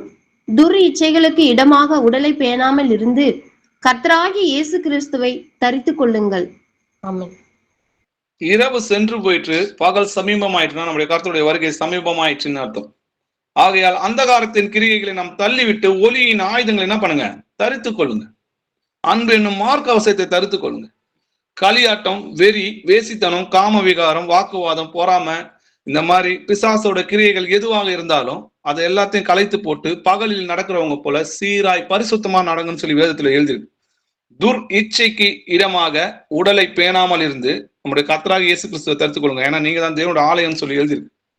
ஒருவன் தேவனுடைய ஆலயத்தை கெடுத்தால் கர்த்தர் அவனை கெடுப்பார்னு சொல்லி எழுதிருக்கு. பந்தயத்துக்கு போராடுகிற யாவரும் என்ன பண்ணுவாங்க, எல்லாவற்றிலும் இச்சை அடக்கமா இருப்பாங்க. அழிந்து போற அந்த பந்தய பொருளை பெறணுன்றதுக்கே அவ்வளவு இச்சையா இருப்பாங்கன்னா, அழியாத கிரீடத்தை பெறுகிற நம்ம எவ்வளவு இச்சை அடக்கமா இருக்கணும். நாங்கள் மாம்சத்தில் நடக்கிறவர்களாக இருந்தும் மாம்சத்தின்படி போர் செய்கிறவர்கள் அல்ல. எங்களுடைய போர் ஆயுதங்கள் எப்படி இருக்குதான், மாம்சத்துக்கு ஏற்றவர்களாக இராம அரண்களை நிர்மூலமாக்குவதற்கு தேவ பலனாய் இருக்கிறது. ஆகையால் நாங்கள் தர்க்கங்களையும் தேவனை அறிகிற அறிவுக்கு விரோதமாக மேட்டுமையாக எழும்புகிற எல்லா எண்ணங்களையும் கிறிஸ்துவுக்குள் கீழ்ப்படித்து சிறைப்படுத்துறவர்களா இருக்கு. அப்போ அந்த எண்ணத்தையும் அந்த இச்சையையும் அந்த எண்ணத்தை தூண்டுகிற பிசாசோட கிரி எல்லாத்தையும் என்ன பண்றோம், கிறிஸ்துவுக்குள் சிறைப்படுத்துகிறவர்களா இருக்கு. அப்போ இச்சையை வெறுத்தா மட்டும்தான் நம்ம பாவத்துல இருந்து ஜெயிக்க முடியும். வாசிக்கலாம். 2 பேதுரு 1ஆம் அதிகாரம் 4-8 வசனங்கள் வரைக்கும் வாசிக்கலாம். இச்சையினால் உலகத்தில் உண்டான கேட்டுக்கு தப்பி திவ்ய சுபாவத்துக்கு பங்குள்ளவர்கள் ஆகும் பொருட்டு மகா மேன்மையும் அருமையுமான வாக்குத்தத்தங்களும் அவைகளினாலே நமக்கு அளிக்கப்பட்டிருக்கிறது. இப்படி இருக்க நீங்கள் அதிக ஜாக்கிரதை உள்ளவர்களாய் உங்கள் விசுவாசத்தோட தைரியத்தையும், தைரியத்தோட ஞானத்தையும், ஞானத்தோட இச்சையடக்கத்தையும், இச்சையடக்கத்தோட பொறுமையையும், பொறுமையோட தேவ பக்தியையும், தேவ பக்தியோட சகோதர சிநேகத்தையும், சகோதர சிநேகத்தோட அன்பையும் கூட்டி வழங்குங்கள். இவைகள் உங்களுக்கு உண்டாயிருந்து பெருகினால் உங்களை நம்முடைய கர்த்தராகிய இயேசு கிறிஸ்துவை அறிகிற அறிவிலே வீணரும் கனியற்றவர்களுமாய் இருக்க ஒட்டாது. ஆமென். ஆமென். இச்சையினால் உலகத்தில் உண்டான கேட்டுக்கு நம்மள முதல்ல ஆண்டவர் தப்பிக்க வச்சு திவ்ய சுபாவத்துக்கு பங்குள்ளாகும் போட்டோன்னா 1000 வருஷ அரசாட்சிக்கு நம்மள மகிமைக்குள்ள சரீரத்தை அடையும்படியாக நம்மள என்ன பண்ணார்? இம்மட்டும் பரிசுத்தத்துல வழி நடத்தினார். மகா மேன்மையான வாக்கு தத்துவங்களை நம்மளுக்கு கொடுத்துருக்க, நம்மள ராஜாக்களும் ஆசாரியமாக்கினார்னு சொல்லி எழுதி. இப்படி இருக்க இவ்வளவு பெரிய வாக்கு தத்துவம் இல்லையா? கர்த்தர் உண்மை உள்ளவர், சொன்னதை நிறைவேற்றுவார் இல்லையா? இப்படி இருக்க நீங்கள் அதிக ஜாக்கிரதை உள்ளவர்களாய் உங்கள் விசுவாசத்தோட தைரியத்தோட ஞானத்தோட இச்சையடக்கத்தையும், இச்சையடக்கத்தோட பொறுமையோட தேவ பக்தியோட சகோதர சிநேகத்தோட அன்பையும் கூட்டி வழங்குங்கள்.